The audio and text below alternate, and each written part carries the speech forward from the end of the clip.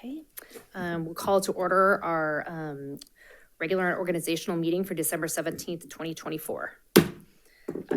First item is certificate fax election results. Superintendent? Yes, thank you, Trustee Larrett. I received the certification of facts from the county for the November 5th, 2024 election, and they testify that the conduct of the election and the canvass of the ballots was in every respect in accordance with the election laws of the state of California. So next up for our audience, I'm going to give a quick run of show. I'm going to come down along with our incumbent trustee and our new trustee to swear in through the oath of office. I'm going to do trustee, well, not yet. So we'll just call you YK until we officially swear you in, and then you're a trustee. And then Chris Clark has a guest, trustee Mike Baker from Twin Rivers Unified, that's going to swear him in. Then we're going to come over here and we're going to sign some official documents that officially make them part of this amazing board. And then at that time, we will come back and YK can take some photos with his family. We have our comms team here, but any family members that want to take pictures of YK. And then Chris, of course, you photos that you know, do that. And then we'll, as a board, come down and take some photos. And then we'll come back up here and then YK let you say a few words to your family and friends that are here, as well as Chris. And then we get back to the business of running the most amazing school district in the state of California. Does that sound good for everyone? Okay, so we'll come down there to do the oaths. We can all go down. We'll go one at a time. Does that sound good? Okay, perfect.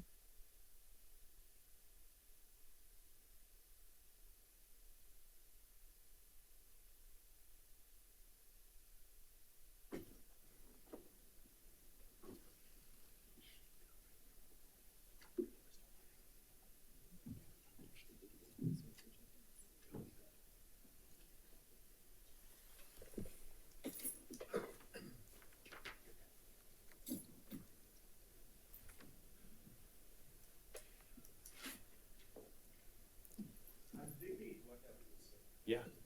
Okay. You sure? Is the meeting on film? You ready? Okay. Yeah. Here, you want to hold it? I can use a teacher voice. Teacher voice? Yeah, I'm good. I'm also a teacher. There we go. I'm just kidding. Yeah. I just want to give that significance of Bhagavad Gita, where I believe in. It's like a holy Bible for me. So I want to hold this one, in front of everybody to do solemnly. Ready? Yeah, you ready? Yes. Okay. Awesome, YK. Thank you so much. All right. I, YK.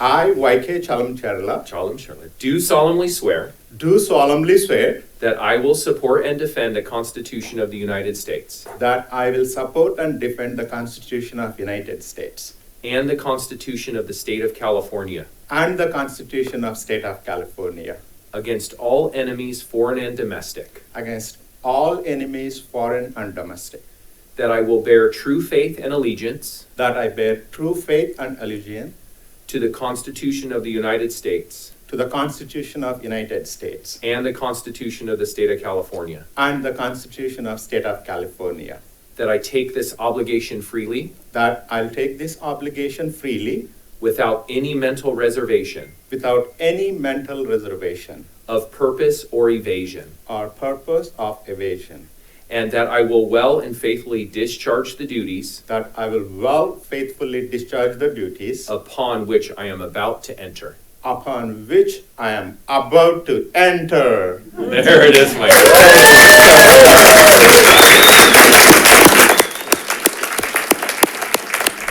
And also Eric mentioned, this is your first oath administration, my friend. This guy right here. Yeah, first one. Yeah. First one in his career. I took that upon. Thank you. Well, welcome Trustee Baker up.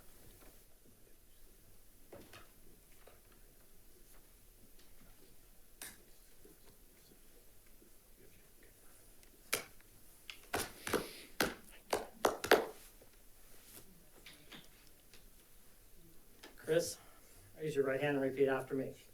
I, Christopher B. Clark, I, Christopher B. Clark, do solemnly swear do solemnly swear that I will support and defend that I will support and defend the Constitution of the United States the Constitution of the United States and the Constitution of the State of California and the Constitution of the State of California against all enemies, against all enemies, foreign and domestic, foreign and domestic, and that I will bear true faith and I will bear true faith and allegiance and allegiance to the Constitution to the Constitution of the United States of the United States and the Constitution and the of the Constitution State of California, and the State of and that California. I take this obligation freely And I take this obligation freely without any mental reservation without any mental reservation or purpose of evasion, or purpose of evasion, and that I will and that I will faithfully and will faithfully discharge the duties discharge the duties upon which I'm about to enter. upon which I'm about to enter.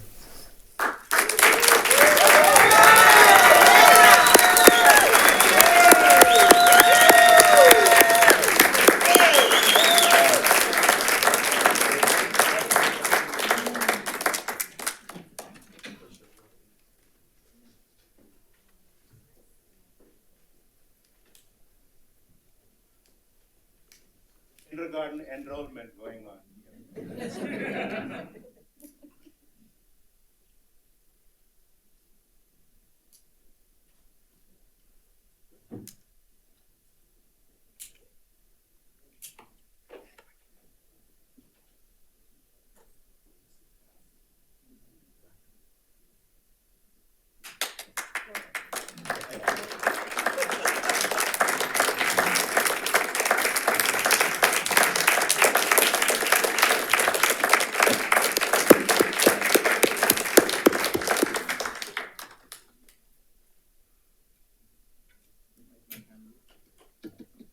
So now we'd love for YK to invite his family and friends up, or whoever wants to be in a photo with you, and we'll get some photos right here.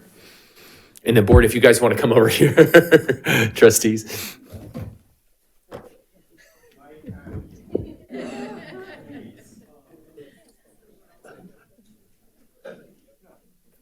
My family.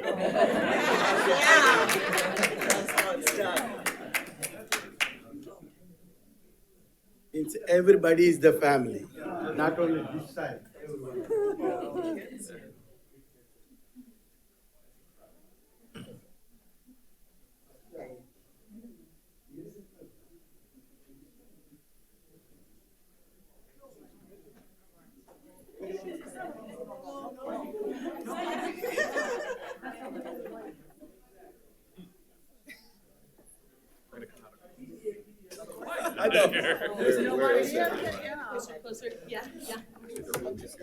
This thing is in the way. We can't move this. We can't move it, sorry. Those of us who poke at you every time we see you.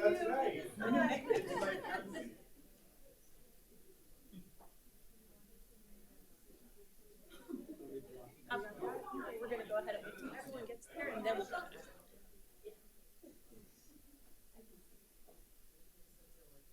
Right, if everyone on the side of the red glass.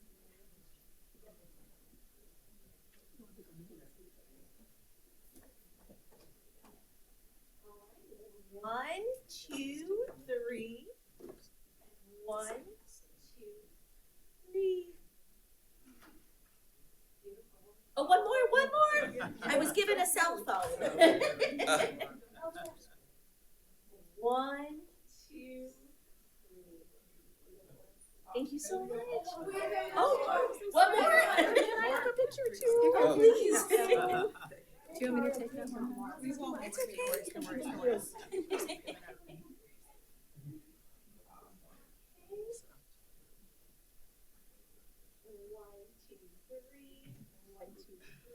I gotta add you in this one.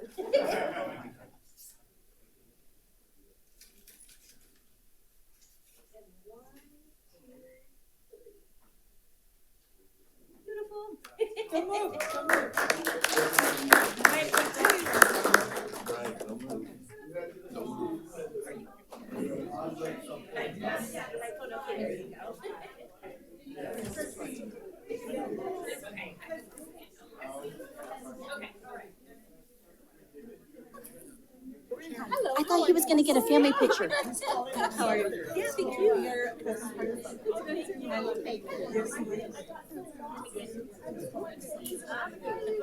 Don't worry about it.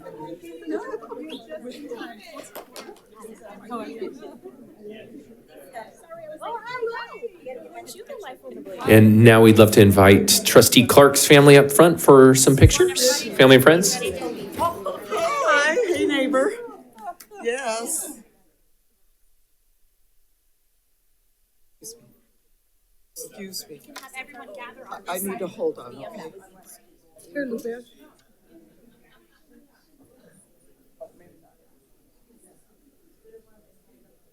Yeah, we could have you guys all on the side of the podium. It'd be great.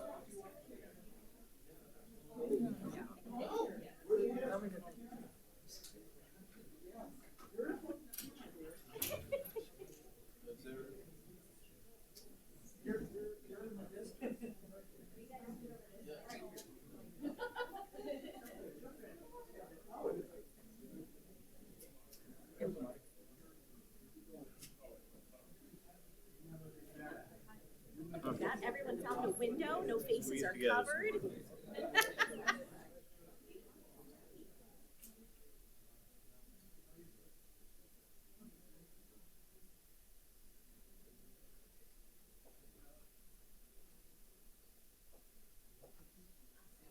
One more. 1, 2, 3. Beautiful. Just one more, Chris. One more. I'm joking. And now some photos for the governance team.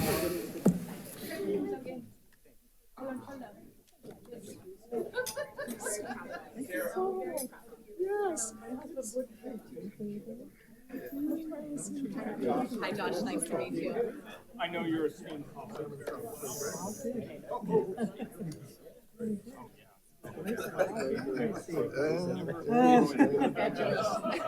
Not really supposed to talk about that in here. So I hear.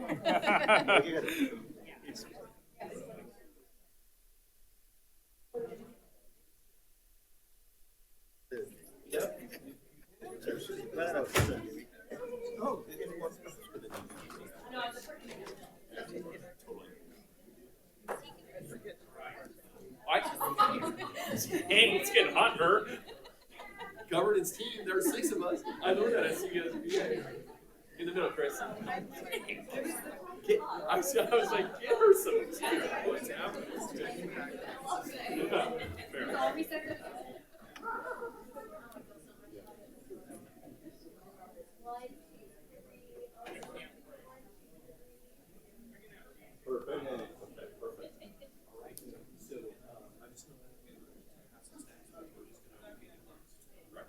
Yeah, we're all gonna go sit up there and right.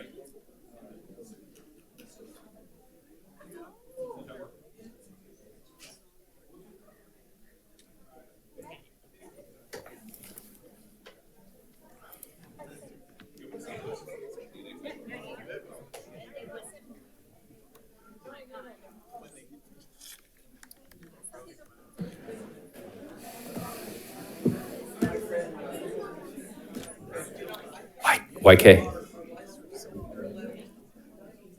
You'll get a few more minutes. Come on up.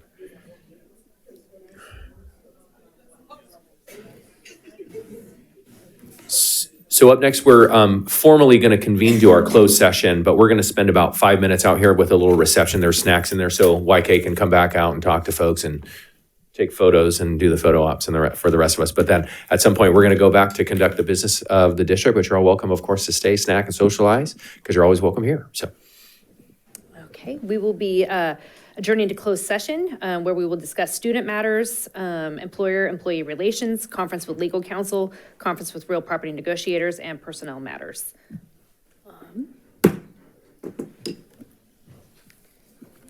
This is gonna be like right.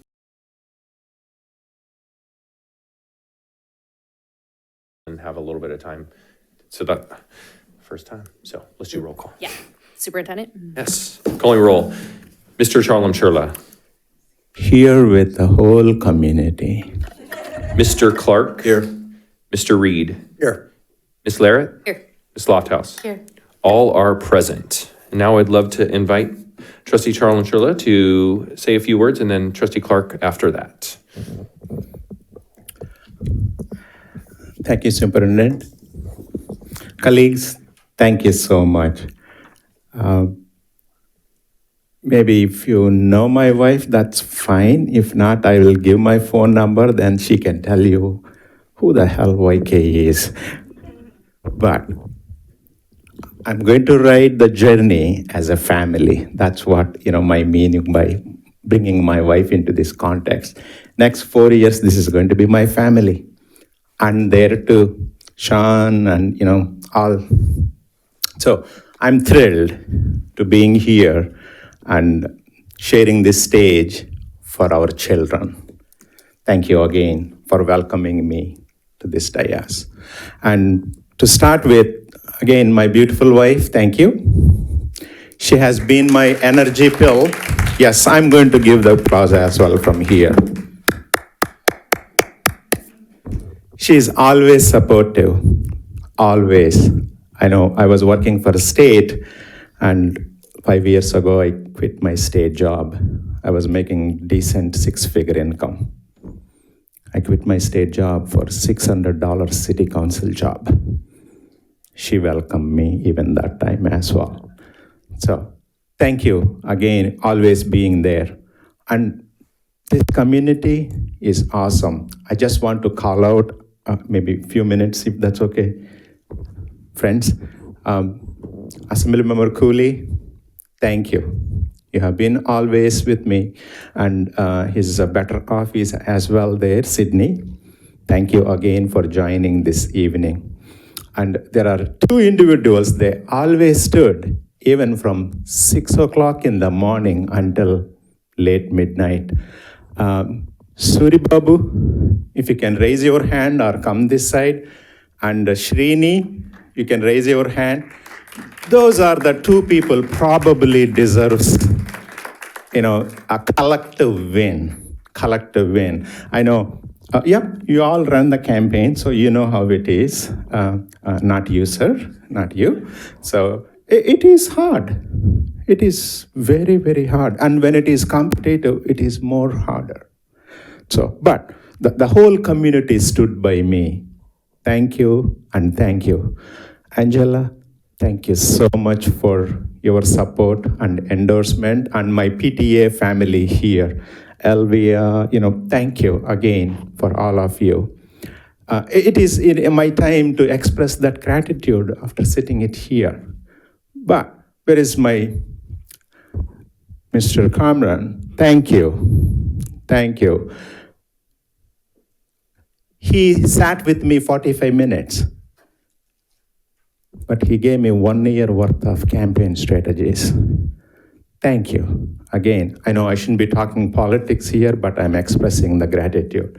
But more important, now I'm going to partner my colleagues here to serve those 23,600. I think our number is growing every day, up and up. So that's the main job we all will have. And I made up my mind. After graduating, I did my first job as a fifth grade math teacher. So now I'm taking that experience again back to this dais, how I can assist through the policy and the safety and providing a good food and taking care of all our teachers. It's important, very important. It's taking care of them. And all supportive staff, also classified staff. I'm here to collaborate and work with all of you for the greater good of our district. I know Eric has a dream to take this district, and we were at the CSBA conference. We want to win some exceptional medals on performance, our facilities, all those things. So we will definitely fulfill those dreams, and we will be, going through that, through Chris also being there on the CSBA. CSBA is our statewide body for school districts. Just want to, we want to bring our Folsom Cordova name up at the state level the goal is a role model. Aim high. So I'm here to work with you and serve alongside you for a greater good of our children. Thank you again, everyone.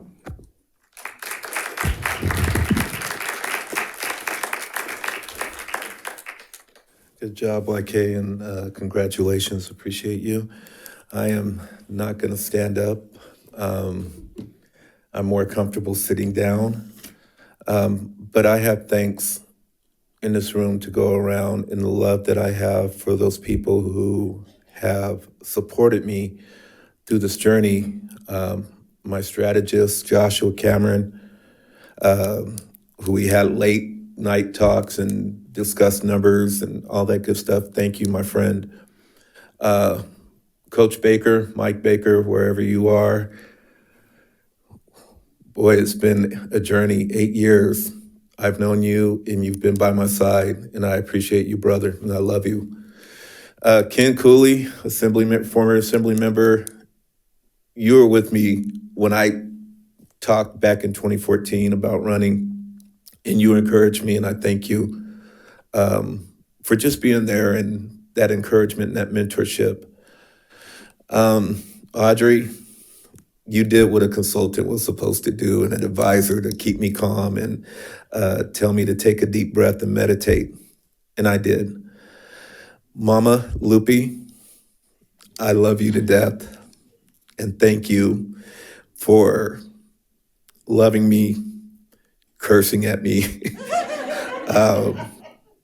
and all those other things. But last but not least, my wife, Jean, my bunny, my rock, my ride or die from the beginning. Thank you for just loaning me to the community. This is going to be it for me. You'll have me back in 4 years, so you'll probably be finding ways to kick me out the house again. But thank you for pushing me the way that you did, and I appreciate you, and I love you so much. Well, this is to another 4 years. And granted, this is my last 4 years of serving on this board. Moving forward, I'd like to encourage this governing body to take the time to reflect, reorganize, and rebuild not only our facilities that's coming up in Rancho Cordova, but we need to set aside our divisiveness, the attack on one character, the inflammatory rhetoric, and the comments that separated us from the beginning 2 years ago. This is my hope to bring us back together. As community leaders and as representatives of this district, we need to set aside our differences and work for the benefit of our students. Many of those who lack inclusion, equity, and resources, and the support they need to succeed. I hope our goal here is to continue to put our students, all 23,000 plus, first, without any prejudice or judgment. In closing, I hope that we can focus on creating opportunities for all our kids, no matter what color, no matter the family dynamics, no matter the socioeconomic status. We need to give them the opportunity.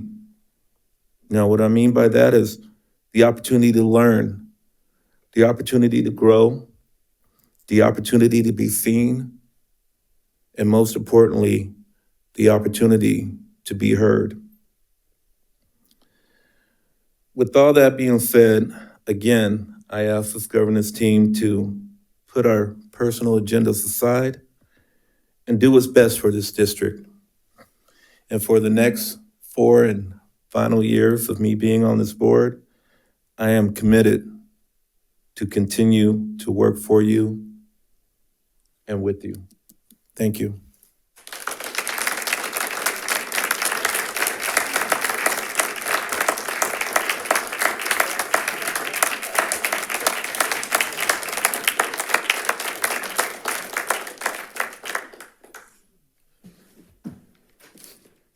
Thank you, trustees. Do we want to do it all over again, Jen? Now we will adjourn to closed session. Perfect. Thank you so much.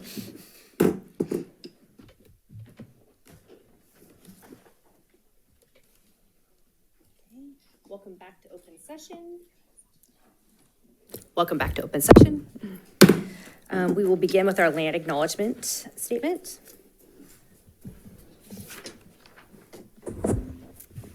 As the Folsom Cordova Unified School District, we acknowledge that our administrative facilities and schools occupy the unceded territory of the Nishinan and Miwok, the original people of the skies, land, and waters where we work and learn.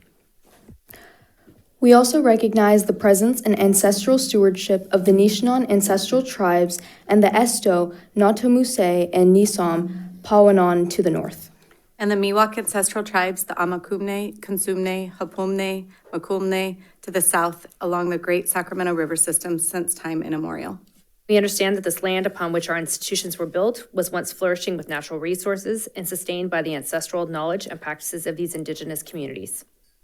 We acknowledge the injustices of colonialism and attempted genocide that have impacted these communities and recognize the resilience of their descendants who continue to thrive today. In our daily endeavors of teaching, learning, leadership, and community engagement, we commit to supporting, respecting, and honoring their culture, traditions, and lifeways. We pledge to work together for the evolution vision of the Miwok and Nishinan, especially all future generations. Thank you. Please join me in the Pledge of Allegiance. I pledge allegiance to the flag of the United States of America and to the republic for which it stands, one nation, under God, indivisible, with liberty and justice for all. Thank you. A broadcast and recording is being made at the direction of the board, and broadcast may capture images and sounds of those attending this meeting. Tonight's meeting is being live streamed on the district's YouTube channel. The recording will be cablecast as replays on Metro Cable Channel 14, the local government affairs channel on the Comcast and DirecTV Uverse cable systems. The recording will also be closed captioned and video streamed at Metro 14 satcounty.gov. Folsom Cordova Unified School District Board Policy 1313 promotes mutual respect, civility, and order, conduct among employees, parents, and the public. We will treat staff and parents and members of the public with respect and ask the same in return. If any member of the public uses obscenities or communicates in a demanding, loud, insulting, or demeaning manner, the board will calmly and politely admonish the person to communicate civilly. Public comments during board meetings are an important component of public engagement and transparency. Members of the public will not be permitted to yield their speaking time to another member of the public.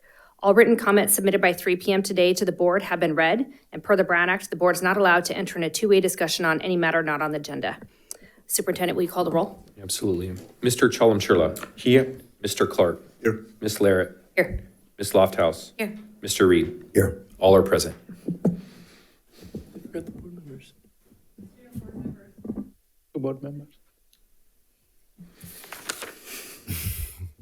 Saving the best for last. Mr. Merrill. Here. Ms. George. Here. Thank you so much. All are present still. It's a holiday season, so. Fantastic. Okay, we are moving on to our next item, Certificate of Facts, election results. The Certificate of Facts of the November 5th, 2024 election was reviewed by Superintendent Swanson and verified for accuracy during open session at 5 p.m. Point of order, Vice President. Yes. We need to go into item 5. 5. Oh, reporting out of closed session, we had nothing to report. Correct? Right? Okay, great. Okay. Sorry, we're working off like 2 agendas here on this thing tonight. Okay. Superintendent Swanson administered the oath of office to YK Chalum-Churla, and Michael Baker, trustee from Twin Rivers USD, administered the oath of office to Chris Clark. Each were presented with a certificate of election during open session at 5 p.m.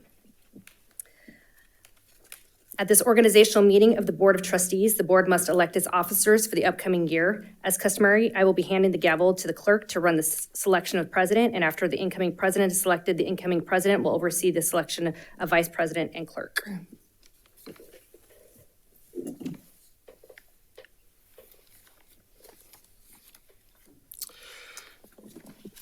All right, bear with me a second. We have directions here that are based on how we used to run elections several years ago. So I'm going to have to improvise here. The way we conduct our elections is by a paper ballot that will be distributed to each of the board members. The paper ballot will have the names of all 5 board members. Each board member will check a box next to the individual that they wish to be, in this case, president. The ballot, and they'll also write their name on the ballot. The ballots will be collected, and then the superintendent will read the name of the individual who cast the vote and who they cast it for. The individual that has received 3 votes will then be elected president. Since this is not a nomination, there will not be required a motion. No seconds are required either. I hope that was clear. So do we have the ballots to be distributed? We do. 2 quick points of order. It's 3 or more, right? Because 3 is a majority. So Correct. just want to make sure that's clear. And then also that our student board members also get a chance to vote, and your votes are advisory. Don't go toward the total count, but it's important to have your voices heard as well. So, and I do have the ballots, and I'm happy to pass them down. Thank you. You want to pass it down?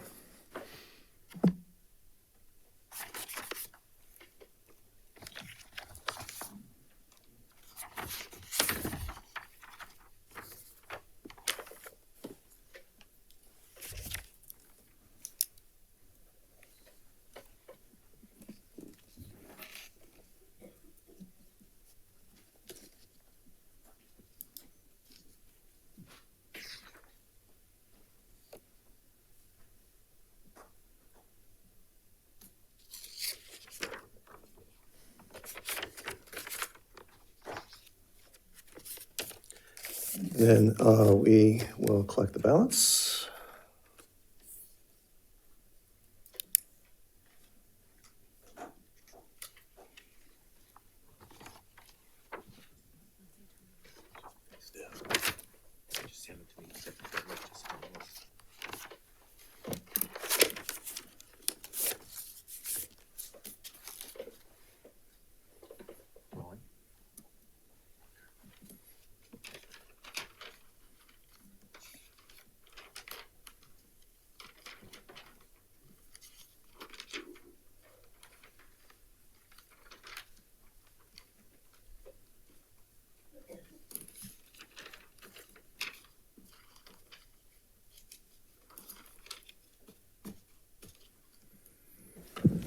Okay. Trustee Charlon Churla votes, this is for the position of president. Trustee Charlon Churla votes for Chris Clark. Trustee Lofthouse votes for Chris Clark. Trustee Larrett votes for Trustee Larrett, Jen Larrett. David Reed votes for Jennifer Larrett. Trustee Clark votes for Chris Clark. All right. Mia George, real quick, I'm sorry. We'll get to that. Mia George, advisory vote for Jennifer Larrett. And Van Merrill, advisory vote for Chris Clark. All right. With that, Congratulations. Chris Clark has been elected president. Congratulations, Chris.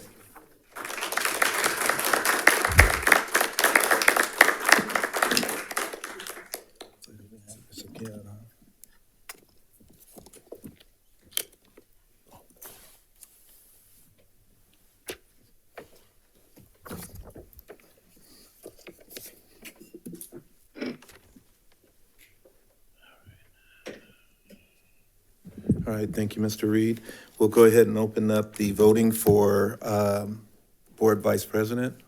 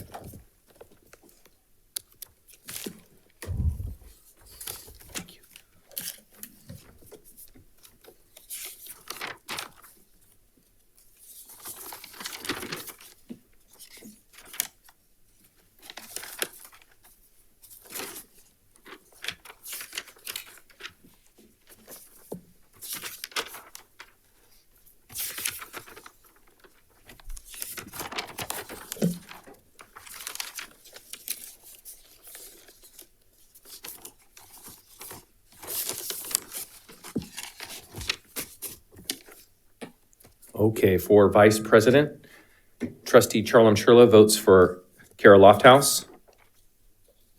Trustee Larrett votes for Kara Lofthouse. Trustee Lofthouse votes for Kara Lofthouse. Trustee Clark votes for Kara Lofthouse. Trustee Reed votes for Kara Lofthouse. Van Merrill, advisory vote for Jennifer Larrett. And Mia George, advisory vote for Jennifer Larrett. Kara Lofthouse is elected Vice President. Congratulations.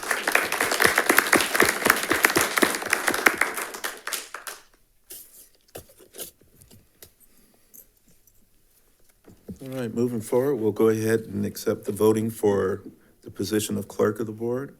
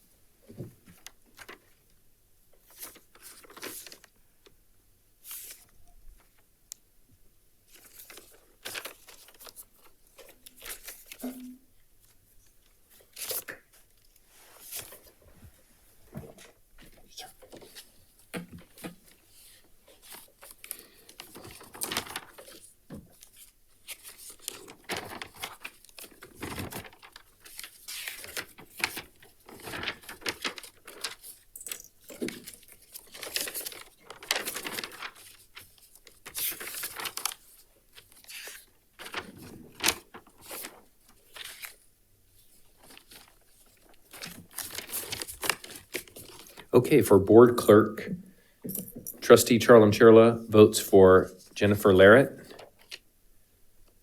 Trustee Clark votes for YK Charlem Churla. Trustee Larrett votes for Jennifer Larrett. Trustee Lofthouse votes for Jennifer Larrett. David Reed votes for Jennifer Larrett. Van Merrill, an advisory vote for Jennifer Larrett. And Mia George, advisory vote for Jennifer Larrett. Jenna, you are the clerk. Congratulations.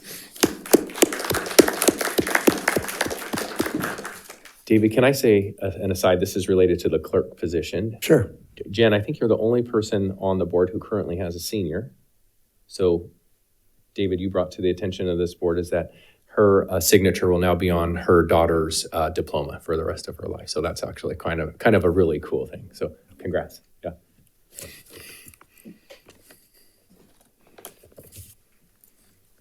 All right. Congratulations to all the new officers. So we can move ahead and go to item 6C, appoint superintendent as secretary of the board. President, I get to call you president. We have one more vote for the representative to the Sacramento County Office of Education Reorganization Committee. Okay, I don't actually see that, but we'll go ahead and honor that right now. That's a real good job. I have ballots. There you go. There you go. They're so big, I forgot about it. Now we're on it.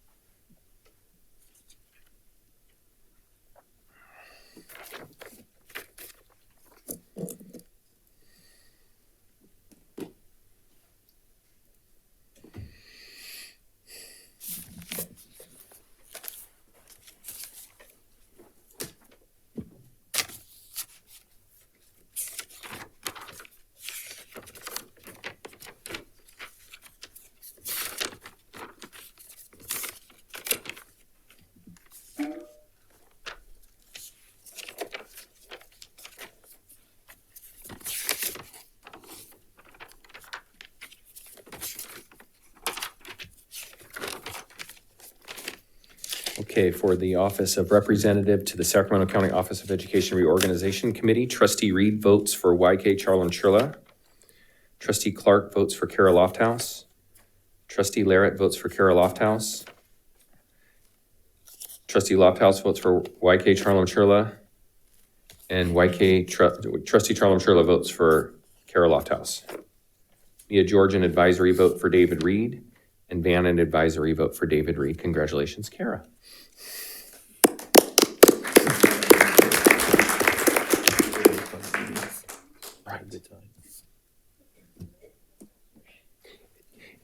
And then, President, if you want, we can reshuffle the seats, or we can keep them as is today and come back January 9th. We can to come back reshuffle. January and kind of reseat. Okay, sounds good.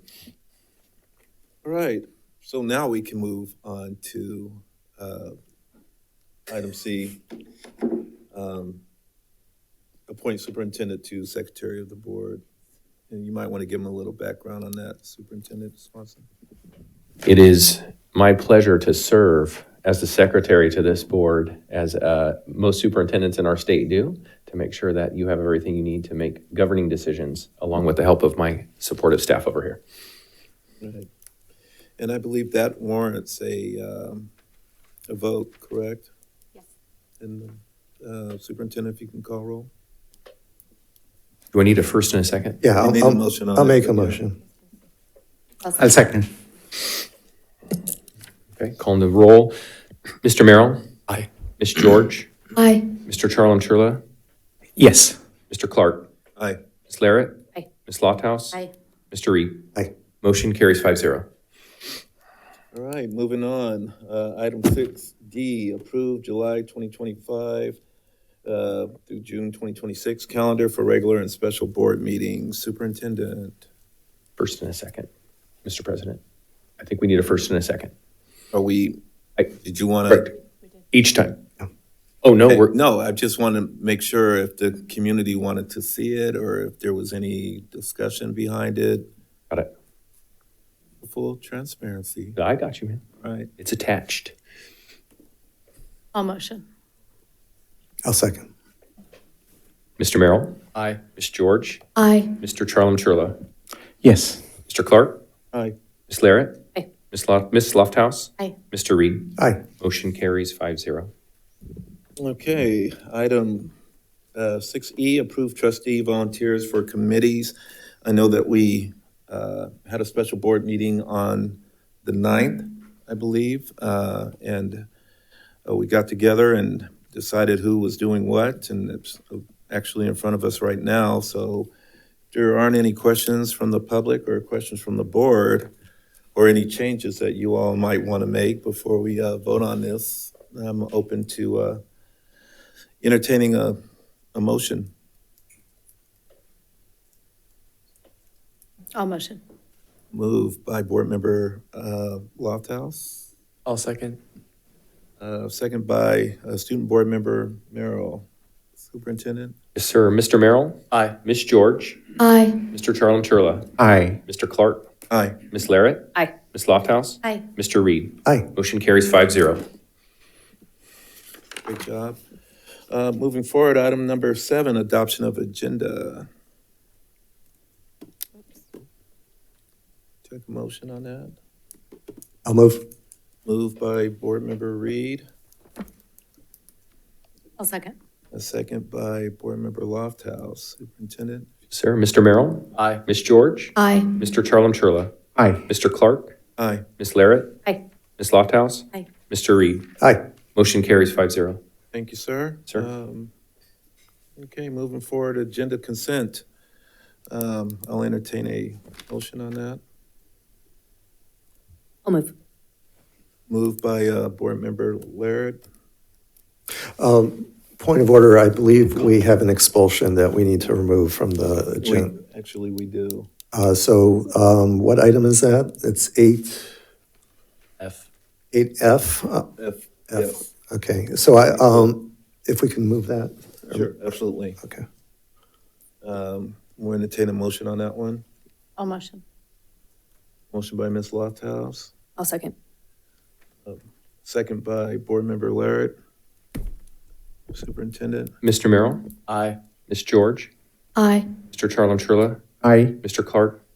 Aye. Ms. Larrett? Aye. Ms. Lofthouse? Aye. Mr. Reed?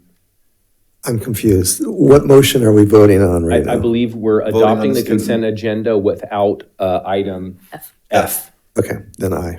Yeah. Sorry, and I know that we need to go to public comment. Can I If get there are any. who was the second? So it was Board Member first, Larrett. I was, first was Lorette and Larrett. second? first was Lofthouse, second Larrett. Okay. And now we'll make a motion for item F. I'll motion. Moved by Board Member Lofthouse. Boy, I gotta get used to this. I'll entertain a second. I'll second. Second by Board Member Larrett. Superintendent? Mr. Merrill? Abstain. Ms. George? Abstain. Mr. Charlon-Trula? Yes. Mr. Clark? Yes. Ms. Larrett? Yes. Ms. Lofthouse? Yes. Mr. Reed? No. Motion carries 4-1.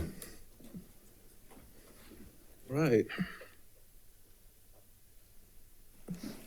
And President Clark, there are a couple members in the audience that I want to acknowledge from our CAC that I think are still in the audience. And is Dana Arce here? We want to say thank you for being here. Dana, thank you so much for being part of the No Speeches Necessary. We just want to acknowledge you being here. Lilia Neal, I see you is right there. Lilia, thank you so much. And is Nicole McCarthy here as well? No, she didn't make it. Anyone else from the CAC? Yeah, thank you so much for volunteering for this really important committee. Really appreciate it. Okay. All right, moving forward, we'll go to item 10, public comment. Items on this consent agenda, well, not the consent agenda, but the public comments are for items that are not on the agenda. Participants will have 3 minutes to make their comments. Students will have 4. And we'll go ahead and start with Jason Hall.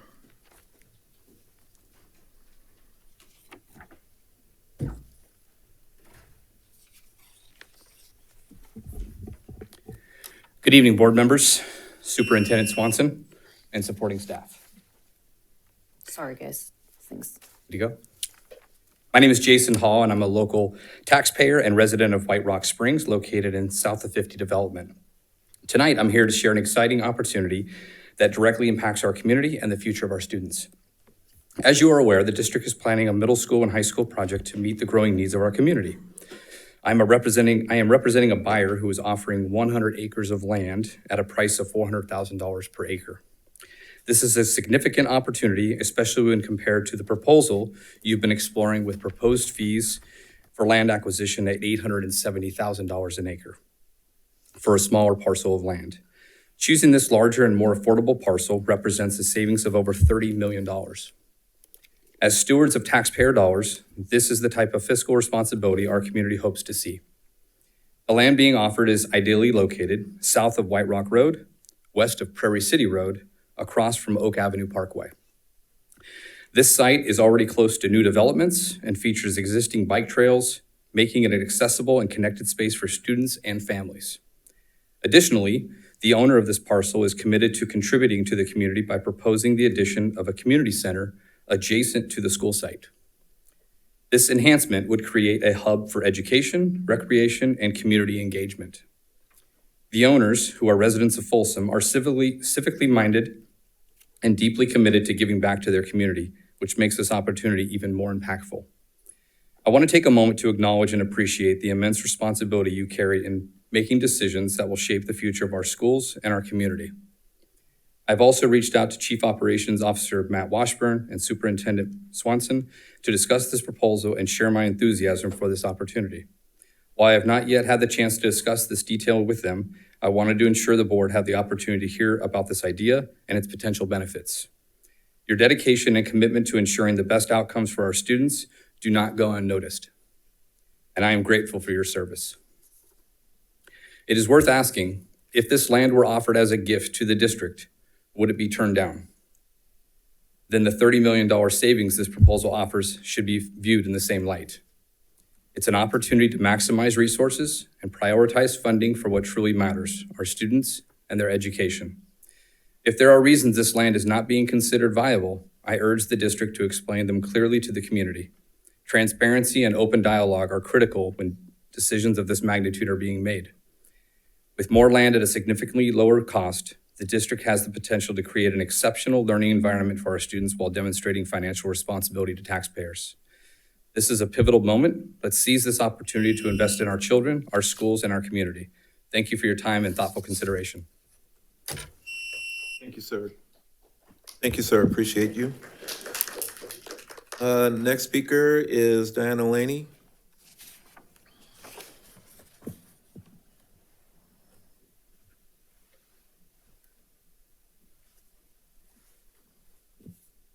Good evening, Board and Superintendent. I'm here tonight to express urgent concerns about the district's capacity issues at Folsom Middle and High Schools.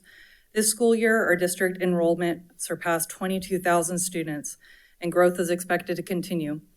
In conversations with parents, I've repeatedly heard frustration about students being unable to get the requested electives due to limited availability. This reflects a deeper issue, the distinction between full capacity and optimal capacity. Full capacity should never be our goal if we're serious about preparing our students for life beyond high school. Overcrowded schools create numerous challenges. Students with developing brains, changing bodies, and rising academic demands struggle when crammed into packed facilities. Larger schools limit access to extracurriculars, clubs, sports, and enrichment activities, which are crucial for the well-being and well-rounded development of our students. Additionally, overcrowding accelerates wear and tear on our facilities, increasing maintenance costs and reducing the quality of learning environments. That's not only for our students, but also for our teachers. I'm also concerned about the district's mentioning constantly of hot seating teachers, a practice where teachers share classrooms throughout the day. This approach is stressful, disrupts both teaching and learning, and risks driving away talented educators at a time when teacher shortages are already critical. To address this, I urge the district to consider everything on the table. Stop transfers and require students to attend their home schools. This will buy some time, but will not solve our issues long-term. Reevaluate the K-5 model and consider moving back to a K-6 model. Moving to a junior high structure for 7th and 8th grades can help alleviate some of the middle school overcrowding. Regarding facilities funding, as a former SFID 3 committee member, I must emphasize that the committee clearly recommended limiting Measure M fund usage to avoid crushing tax burdens on SFID 3 residents. We explicitly stated in the meetings and recommended eliminating future use beyond a modest amount to provide a CTE high school program in Rancho Cordova. As an example, my current property tax bill is 1.799%. In Folsom, if you go over 2%, you will eliminate the ability for our builders to continue development. They will no longer have access to bonding capacity, which will stop any future development and make it so that that tax burden will continue in perpetuity. The proposed $450 million Phase 1 high school for only 1,000 students does not address the projected overcapacity of 1,300 students for next year. I implore the board to find more reasonable, cost-effective school building solutions with sustainable funding sources. It's imperative to prioritize returning our schools to optimum capacity for the benefit of all students. Thank you. Thank you, Ms. Laney. Appreciate you. Our next speaker is James Garcia.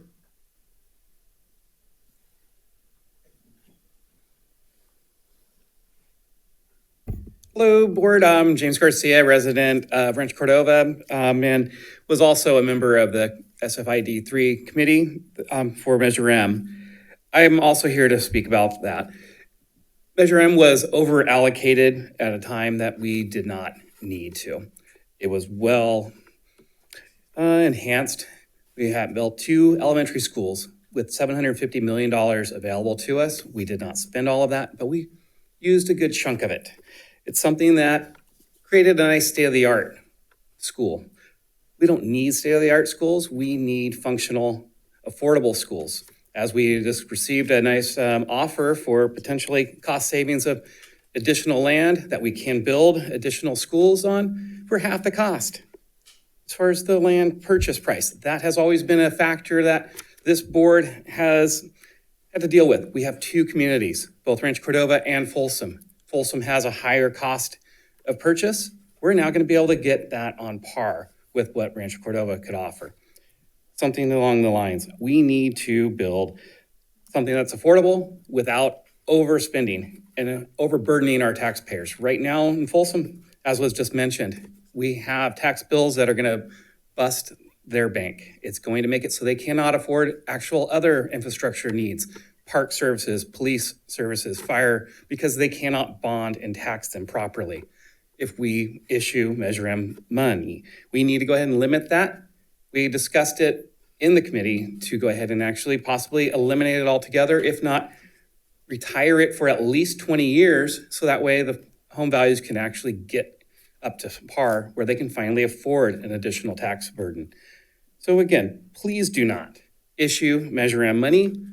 That was the decision that the committee came up with. We also wanted to have more affordable options, not state-of-the-art institutions. We need functioning ones. We don't need glass walls. We need brick walls. We need something else, something more cost-effective. We don't want portables. We don't want, cargo containers turned into rooms. We need actual buildings that are going to last. They're not going to fall apart. We don't want to be the Three Little Pigs, but we do need to have something that's affordable for the community and the students to actually thrive in. Thank you. Thank you, Mr. Garcia. Appreciate you. All right. Let the record show that these are students, and it shall be set at 4 minutes. First student is Addie Long. Good evening, board. My name is Addie Luong, and I'm a junior at Vista Del Lago High School and president of Vista's Environmental Impact Club. I'm here today to speak about the prospects of envisioning our school district as a leader in sustainability by declaring a climate emergency and organizing a climate action subcommittee. As a high school student and resident of Folsom, I frequently look forward to my time outdoors because the city of Folsom prides itself on its natural environment. But also, as an environmentalist passionate about making a positive impact on our future, I can't help but notice that the environment and city that I call home is meant to be distinct by nature is suppressing the natural beauty it prides itself on. Recently, I've watched the green pastures adjacent to Highway 50 being bulldozed over for new neighborhoods, and I also won't forget the summers that human-caused wildfires raged throughout our state and our air quality made it unsafe for students to attend school. As a long-distance runner, the natural environment is a place for me to build friendships and have random conversations with my teammates through sweat and endorphins, and thus climate change poses a threat to what I love. Just last year, for the first time over a one-year period from February 2023 to January 2024, the EU Climate Service reported that we were at 1.52 degrees Celsius, temporarily breaching the Intergovernmental Panel on Climate Change's 1.5 degrees Celsius target to avoid the most catastrophic impacts of climate change. This was one of many calls to action that we as a society have missed. Although this was a temporary breach, it remains a significant reminder of our need for action to prevent this from becoming a trend. And so to stop the trend, we must create new ones.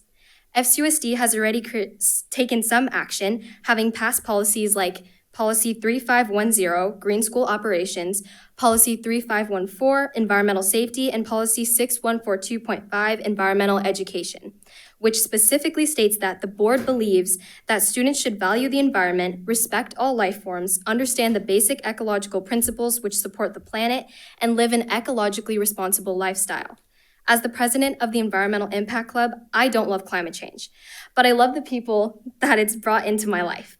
Climate action unites people like nothing else because nothing is more fundamental than the air we breathe, the water we drink, and the food we eat.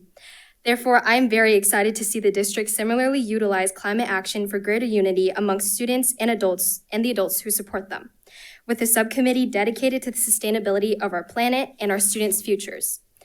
Therefore, I urge the board to pass our climate action resolution and declare a climate emergency that will formally acknowledge climate change as a threat to the well-being and future of our students. Additionally, in response to that declaration, the board will organize a subcommittee composed of student and adult members dedicated to strategizing how to reduce carbon dioxide emissions and create a more sustainable learning environment. In taking climate action this way, not only is the board protecting the natural environment, but it will be leading by example for surrounding school districts, providing another outlet to empower student voices and put their perspectives at the forefront of district policy. And so together, let's create a more sustainable FCUSD, one that takes climate action to ensure the sustainability of their students' futures and fosters an environment where students can learn alongside a healthy, natural environment. I hope you'll take the first step in scanning the QR codes on your papers to view our presentation and our growing petition.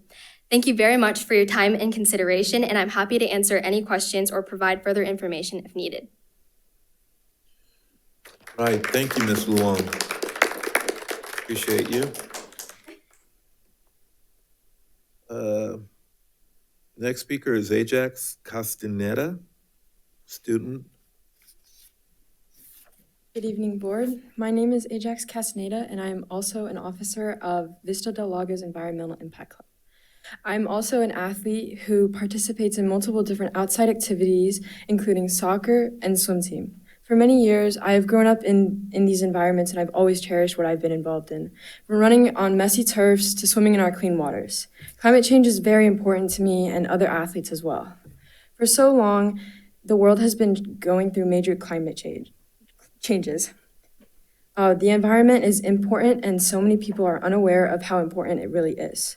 The schools in FCUSD host many different types of athletes, and there are plenty of students that care for the fresh air they breathe and the turfs or pools they challenge themselves on. Climate changes have led to more frequent extreme weather events, such as heavy rainstorms, hurricanes, or snowstorms. Also impacted are temperatures and air quality. For athletes, clean air is crucial for their performance, health, and overall well-being. Performance in extreme temperatures and poor air quality make it difficult for the body to perform effectively. Athletes are prone to more injuries and illnesses that can have lasting effects. Playing in extreme conditions can be mentally and physically draining, making it hard to perform at your best. Extreme weather also disrupts games, practices, and even seasons. A stable and healthy climate ensures that athletes can train, compete, and perform safely while enjoying the sports they love. Climate issues may feel distant, but they direct our health, opportunities, and athletic future. A healthy environment is not only important for athletes, but it is important for everyone. Taking care of our environment not only means getting others involved, but it also means doing the little things when you can. Giving back to the community can make a difference, and the FCUSD board has a chance to do so. Every little deed we make makes a huge impact. It is these things that make me encourage the board to pass a resolution that says to declare a climate emergency and organize an environmental sustainability advisory subcommittee. Thank you for your time. Thank you, Ms. Castaneda. Appreciate you. The next name, I know I'm going to butcher this one. Karthik Mayaphan. Did I get it right? Close? Close enough. All right, that works. Hello, my name is Karthik Mayaphan, and I'm an 8th grader at Sutter Middle School and an environmental advocate and a member of our district student advisory board. I'm here today to speak about the FCUSD Climate Action and Adaptation Plan and share my perspective about the project. I believe that it is more important now than ever that we focus on ensuring that we commit both as a community and a district to combating climate change. Now, a little about me. Some activities I enjoy are speech and debate, science Olympiad, chess, and Boy Scouts. Now, just to give you some background, between 1980 and 2023, the United States experienced $2.6 trillion in damages from climate change-related disasters, with schools often closing due to floods, hurricanes, and wildfires. For example, during the California wildfire season in 2020, one of the worst to date, over 1.5 million students missed school. This goes to show how climate change affects everyone, including the students. Now, the the issue of climate change especially close to my heart because I've always been passionate about it since I was a little kid. For example, I started my own organization called Think RE, where my goal is to spread climate change awareness. So far, I've went to 2 elementary schools and presented to over 800 kids as a way to inspire the next generation to focus on combating climate change. What's a better way to change the world than to help the next generation, the generation that will once in the future lead our world, know how to change it? Now, I'm also a Boy Scout, and one of the main things that we focus on is that we should leave everywhere, no matter where we go, better than how we found it. So to me, this means that in this world that we are so kindly given, we should make sure to leave it better than we found it. So, as a call to action, I urge the board to declare a climate emergency and organize a climate action subcommittee. So together, let's ensure the sustainability of our students' futures and make the SUSD a force for climate action. As the impacts of climate change are obvious, we need a formal declaration by the board for a climate emergency and the development of a climate action and adaptation plan to outline the district's specific emission reduction targets to improve district-wide sustainability and climate resilience. With this, I'd like to end. Thank you for your time and consideration. Thank you, sir. I appreciate you. Next speaker, Anna Bentley.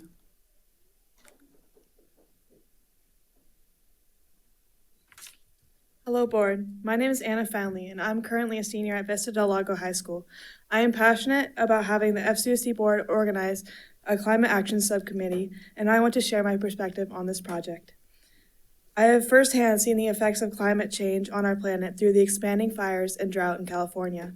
It is a yearly tradition for me to ski during the winter, and from the massive Caldor fire in 2021, it has severely impacted the ski resort that I go to personally, Sierra Tahoe.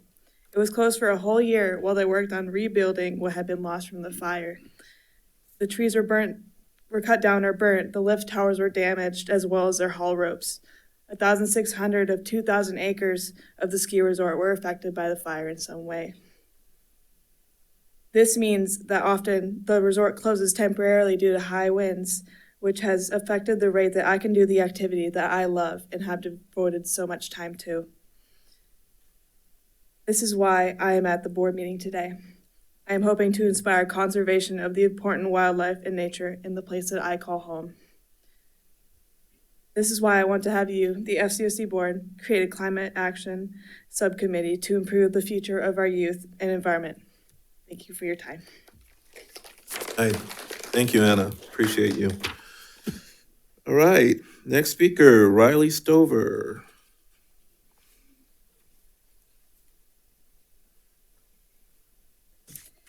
Good evening, board. My name is Riley Stover, and I'm a junior at Vista Del Lago High School. I'm here today alongside many others because I am passionate about making a change in the FCOSD school district and share my perspective about the FCOSD Climate Action and Adaptation Plan. I've always loved the outdoors, and I grew up on Folsom Lake with my family. Even now, every summer, almost every day, I'm out there with my friends. In fact, in 2021, the Sacramento Bee published an article entitled 5 Charts Show How the California Drought Has Drained Folsom Lake. The author stated that from 1956 to 2020, Folsom Lake contained about 830,000 acres per feet of water at the end of May. But in 2021, at the end of May, Folsom Lake contained 361,000 acres per feet of water. The last time the lake was that low at the end of May was 1977. Not only does Folsom Lake bring in revenue to keep Folsom looking the way it does now, but it also is very important for the well-being of the wildlife in our area. So I urge the board to declare a climate emergency and organize a climate action subcommittee to make the FCOSD school district a force for climate action. Thank you so much for your time and consideration. Right. Thank you, Ms. Stover. Appreciate you. Our next speaker. Oh. I know I'm going to butcher this one. Prayadishani. Yeah, I totally blew it. Let's go with last name. Mohan?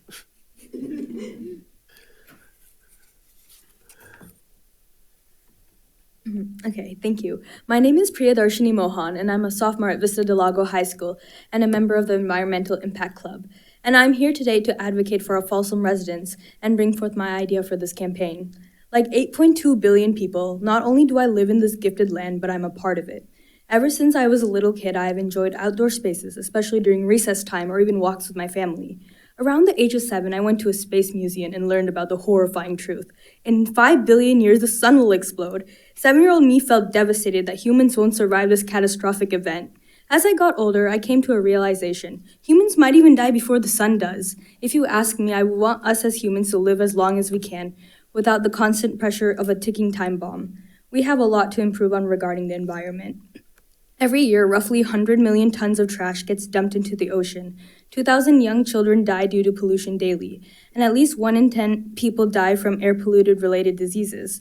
Air pollution is a greater threat to life expectancy than smoking. Less than 1% of global land area has safe air pollution levels. The list can go on forever, but I'm not here to complain about our conflicts. I am here to resolve them. Even though these statistics are global, we as Folsom can take small steps in order to bring forth change. We can start by educating schools about our environment and how we must protect it. We have the power to educate our young youths of Folsom because in the future, they will lead our country and be in the spots we are in. We can start implementing more recycling rules at our schools. It may be difficult to allocate just a few seconds of our lives to figure out which item goes into each bin, but in the long run, our current actions can help shape our future lives. We can schedule cleanups at local parks to ensure a clean environment for all and build a positive relationship with the people and the earth. As a kid, I enjoyed outdoor parks, and just like other people, I want the future generations to come to be able to enjoy those experiences. The sky is the limit on the things we can do to ensure a healthy future. But we must not let pollution get to us before the sun does. We as a community urge the board to pass our climate action resolution and create our subcommittee. The earth may not have a built-in undo button, but we can still hit save if we act now. Thank you so much. Right, thank you. That is the end of our speakers. If I may, is he here? It says, oh, you are here. Okay. Yeah. David Pride. Did I get the name right? Oh, David. wait. Welcome. My name is Daniel Fritsch. Sorry. Okay, that's like a David. Is that? We'll take it, Daniel. No problem. Let's go. All right. All right, so sustainability is very important to me. I treasure it for many reasons, as it helps me enjoy going out on walks without breathing in polluted air and running in overheated environments where I start to get way too hot and get heat exhaustion.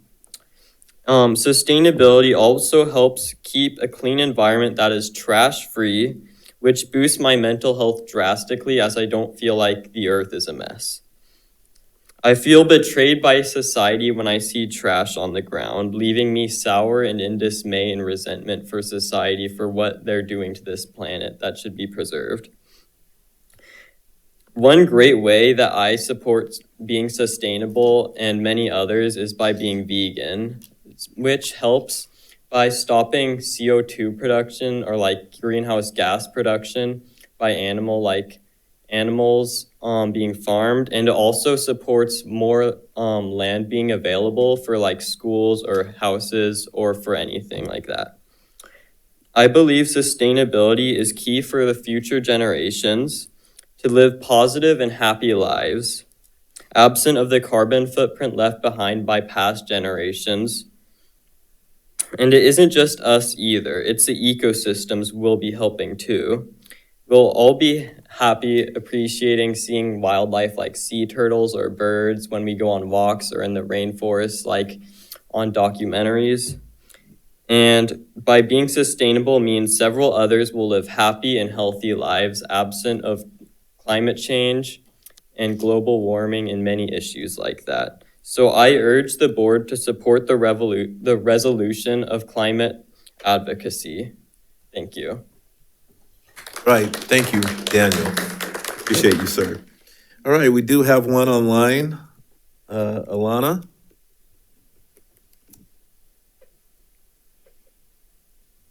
Good evening, board. Can you hear me? Yes, ma'am. Awesome. I was also a member of the Measure M community committee that this board developed earlier in the spring. It was a clear consensus of the committee that Measure M should not spend another dollar in Folsom, and any further expenditure should be made exclusively to make a fair allocation for taxpayers in Rancho Cordova who have been financing these shiny new schools in Folsom. And moving forward, whatever bonds are passed, we need to be able to build more simple traditional schools which are affordable to taxpayers.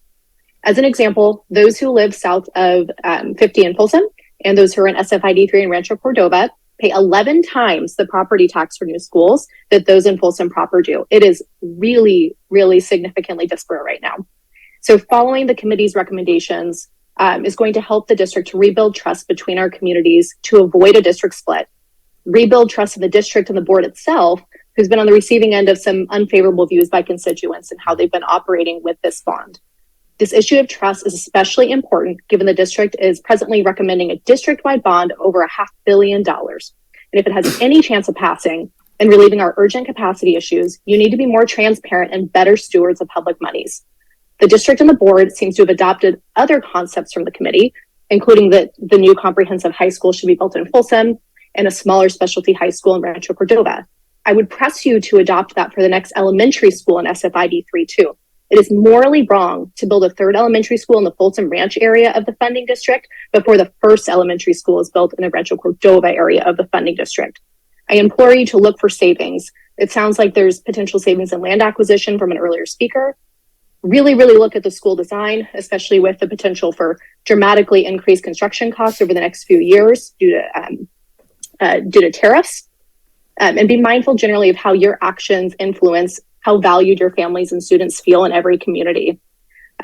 One final note. So I know that the board may not know that they have other options in Measure M for land acquisition for a high school in Folsom Ranch. But at the beginning of this year, there was just around $70 million in development impact fees that can absolutely be used for land acquisition. That money is there and able to be spent. Please do not spend another dollar of Measure M here. It is just not fair for our, fellow taxpayers in Rancho Cordova. Thank you. All right. Thank you, ma'am. Any other comments online? Thank you, ma'am. We'll move on to item 11, reports of district organizations. Student Advisory Board. Hello, everyone. So our last student advisory board meeting was last Thursday at Folsom Middle School. We started out the meeting with a little introduction to the campus that the Folsom Middle Student Government students put on. It was pretty cool. Then we had our guest speaker, Addie. She introduced us to her climate action initiative.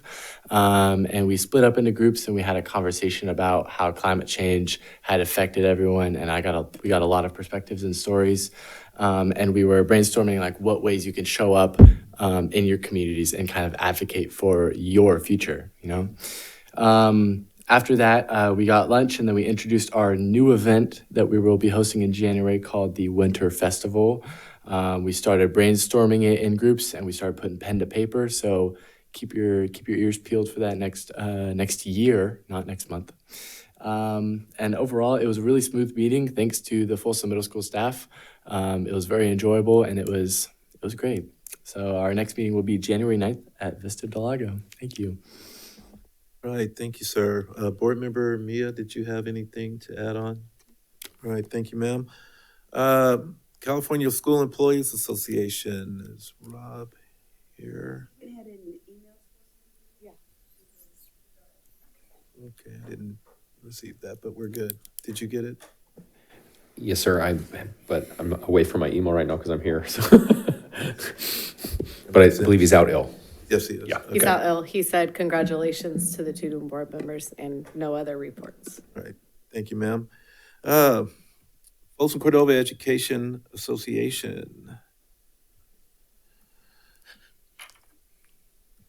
Good evening, board staff and certificated staff. First, FCEA wanted to welcome and congratulate board members Clark and Chumatala on running a successful campaign. We hope to enjoy a working relationship with you, YK, and our continued relationship with you, Chris. FCA also wanted to go ahead and send our condolences to the family of Miss Luna. She will be missed by the Cordova High School community. Happy holidays, and let's start 2025 with heartfelt wishes for all. Right, thank you. Folsom Cordova Leadership Association. Good evening. Good evening, Superintendent Swanson, President Clark, members of the board, and distinguished colleagues and guests. Happy holidays to our wonderful students, families, board members, esteemed colleagues with CSEA and FCEA. The spirit of collaboration and with our educational partners at Folsom Cordova is truly inspiring. This month, we have seen incredible efforts to support our students and their families during this festive season, including haircuts for kids, which is awesome, and a toy drive, adopt a family, gifts distribution for foster families and families in transition. Thank you very much for supporting that as well. And we've actually had many of our SUSD employees support that. I lost myself. And then we're RCPD, Shop with the Cop program. I did that years ago, and it was awesome. Our kids love that. Folsom Police Officers Association Toy Drive, and we just finished that up. Folsom Cordova, Rancho Cordova, and Folsom Lake Food Bank in their initiatives to support all those families with food. And these educational partnerships were able to come together to support our kids, which is awesome. So we wish everyone a merry and bright holiday season and new year filled with endless possibilities. And congratulations, Chris Clark, and congratulations, YK. We're excited to have you guys. Thank you. Thank you, Mr. Peterson. I look forward to coming out and visiting you real soon, right after the holidays. Got it. All right, DLAC, District English Learner Advisory Committee.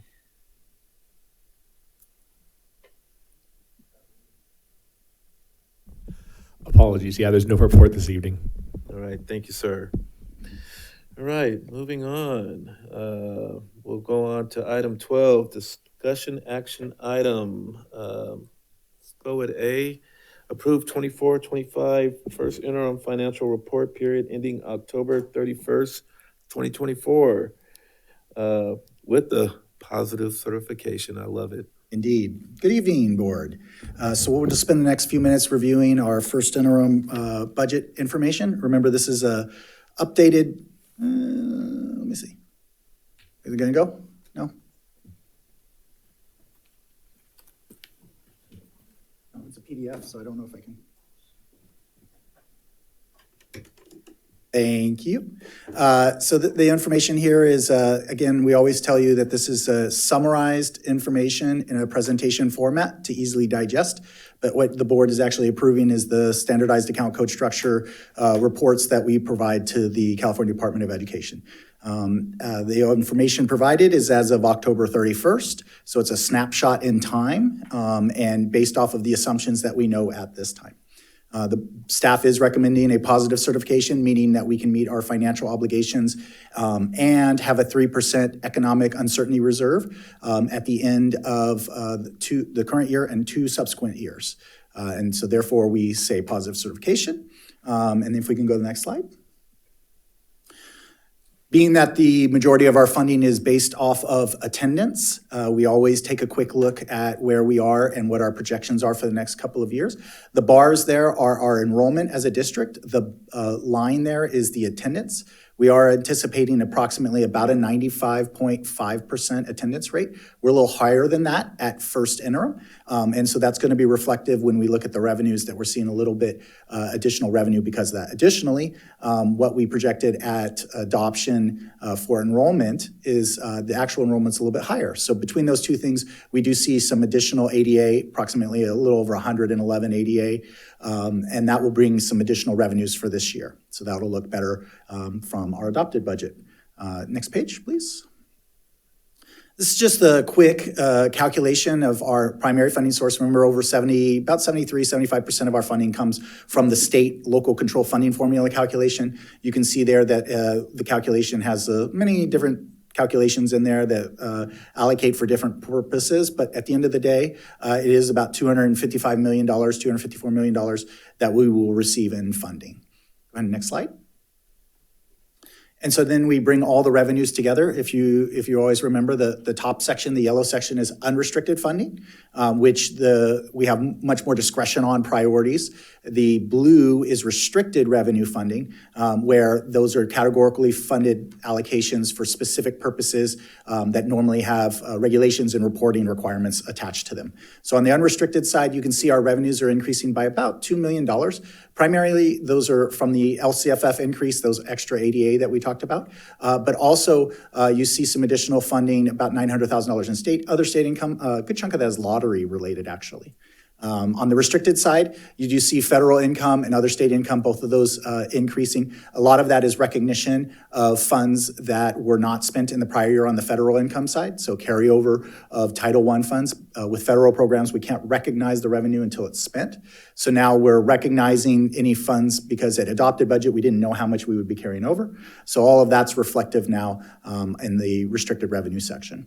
Bringing it all together, you do see revenues increasing about $7 million combined over the adopted budget. Next slide. Same format, but now on the expenditure side, the yellow again is our unrestricted. You're seeing certificated, classified, and benefits. That's the majority of our staffing costs, which is somewhere between 80-85% of our budget. And that's between the certificated or restricted and unrestricted combined.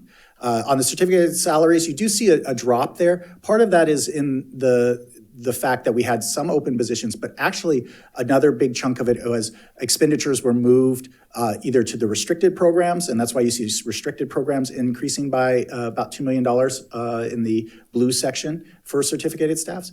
Additionally, we had quite a few positions where at adopted budget, we put all of our stipends under certificated salaries, but like a lot of our coaches, things of that nature are classified. And so then at first interim, we true that up and then move the salaries to where the staff is being paid for those positions. So you see some adjustments there. Continuing on, other items of note, I would say that you see books and supplies dropping slightly, but that's partially because when we budget, we assume some expenditures either being in supplies or contracted services. Once we actually see the activities, we adjust for that as well. And so you see some adjustments there as well. And I think the terminology we used was realignment, but that's really what we're doing there. Net result on the unrestricted side is you actually see expenditures dropping by about $700,000, but you do see the restricted side expenditures increasing by almost $11 million. Again, part of that is the $7 million recognition of all of those revenues, but also a lot of that is carryover of restricted funding. So with restricted funds, a lot of times we spend those monies over multiple years. Examples are our educator effectiveness grants, learning recovery funds, and some of those other pots. And so as those funds get carried over into the next year, then we update our expenditures to reflect spending those funds down. A lot of times there can be activities where we purchase items or we have services and they don't complete by June 30th. And so that's why a lot of times when we close the books, we see expenditures reducing, and then at first interim, we put them back in because now it's across fiscal years, we have to recognize them in the next fiscal year. So it's a lot of that accounting cleanup. We always say first interim is kind of our real first budget to reflect true activities, and that's what you're seeing here. The one thing I would recognize is on the certificated and classified salaries, open positions are always put 100% in the budget at adopted budget. We are now at first interim, and like we talked about, it's more or less through October. And so any open positions that we currently still have in the district, we've reduced the cost of those positions by about 40%. So that's what you're seeing, also some savings there associated with all of the open positions that are currently still unfilled. And then at second interim, we would increase it again. I think we do it at 80%. And then when we have estimated actuals, we more or less close out those open positions. The idea there is there is a likelihood or there's an opportunity at least to continue to hire positions. And so we want the budget to reflect that. But in true actual numbers, we do know that probably some of those expenditures are overstated because we will not fill all positions. So continuing on, thank you. I pushed the button like I was controlling it. The next side is bringing the revenues and the expenditures together. What you're seeing here is, again, a comparison of the adopted budget, which is the budget development, the first interim budget, and then the difference between them. The big area that we always focus on is the unrestricted, or the yellow columns. Looking at adopted budget, you see that we had an estimated $13.7 million deficit. That number has dropped to just a shade under $11 million. So it's about a $2.7 million difference, primarily due to the additional revenues that we talked about with LCFF and the expenditures adjustments. So that's good. We're going in the right direction there, so the deficit is decreasing. I anticipate at second interim that hopefully that 10.9 number will continue to decrease some related to the open positions that still remain unfilled, and then hopefully we also tighten up other expenditure lines and activities that don't get spent, and we tighten the numbers up there. But we do have a deficit. We are still projecting a deficit of almost $11 million at first interim. So continuing on. So bringing that back together, you can see that our ending fund balance is about $69 million, and that's the bottom line there. That is both unrestricted and restricted. But what you want to recognize is half of it, about 32 million and some change there, is from restricted accounts. So those are the accounts where they are very specific on what we can use those funds for, and for very specific purposes. A good chunk of that is related to site donation fundraisers, activities such as that, and then a lot of one-time pots of money that we've received from the state for different activities as well. The committed section is unrestricted funds that have been identified for specific purposes. So you can see the different resources there that we have established. And so the board has established those activities, or they're for specific purposes. The single largest one is the $6.2 million in supplemental funds. That is, again, pots of money that come as part of LCFF, specifically targeting our unduplicated students. That is about $2 million less than the adopted budget number. And that's because of the fact that we are deficit spending in that pot, because we are allocating additional resources to our school sites. And we're trying to spend that money down in a very strategic way. But we're trying to get the money out to the site, to the school sites, and to the programs that are needed. Continuing on, you can see that we have about $11 million, just a shade under, that is our economic reserve, that's our 3%. And then we have about 3.8 million, it's the economic uncertainty. That's more or less the remaining funds that aren't assigned to any specific committed area. And that's money that's going to help cover the deficits for the out years, and other purposes like negotiations, things like that. So continuing on. Multi-year projection. So as part of one of our responsibilities, you can go to the next slide. Thank you. As part of our responsibility, we have to not only look at the current year, but 2 years out. And so we're, again, looking at broken down by revenues and expenditures. And this is both unrestricted and restricted combined. And it also includes all of our assumptions when it comes to the COLA, or cost of living adjustment from the state, our UPP, or unduplicated percentage, and enrollment growth. And so you can see that there, and funded ADA level. And you can see on the revenues, we are projecting some good revenue increases, 13 million in 25-26, and another 15 million combined in 26-27. That's primarily driven by two items, the COLA increase and our enrollment growth, and attendance, higher attendance level because of that.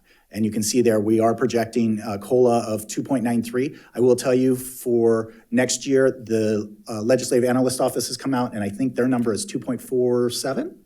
And so that's already lower than what we used as a projection. If that is true, then obviously we will put the lower number in, and that will decrease some of the revenue. So it's something, as we talked about, it's a snapshot in time, but we have not received an updated number. We won't get that until we get the governor's budget in January. And at that time, we will update the COLA numbers accordingly.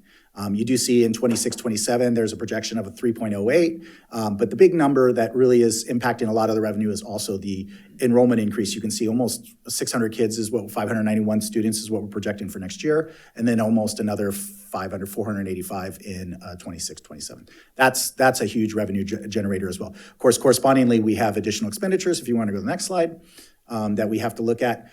So what you're looking at here is you see certificated salaries, classified salaries going up from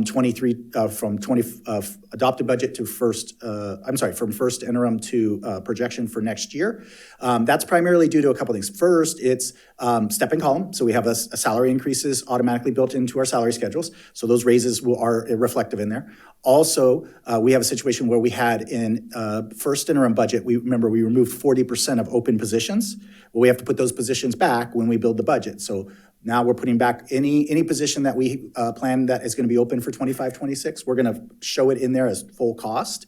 And then also with 400 or 500 new students, we have to have additional staffing. So we do a ratio and include additional staff associated with those students. Because anytime you have those students, you need to have extra teachers and classified staff as well. So that's why you see a pretty big jump in cost for 25-26. 25-26 does not include any negotiated salary increases as well, and we will be open for negotiations again. So that will be on top of the numbers that you see here. For 26-27, you actually do see a drop on the certificated salaries.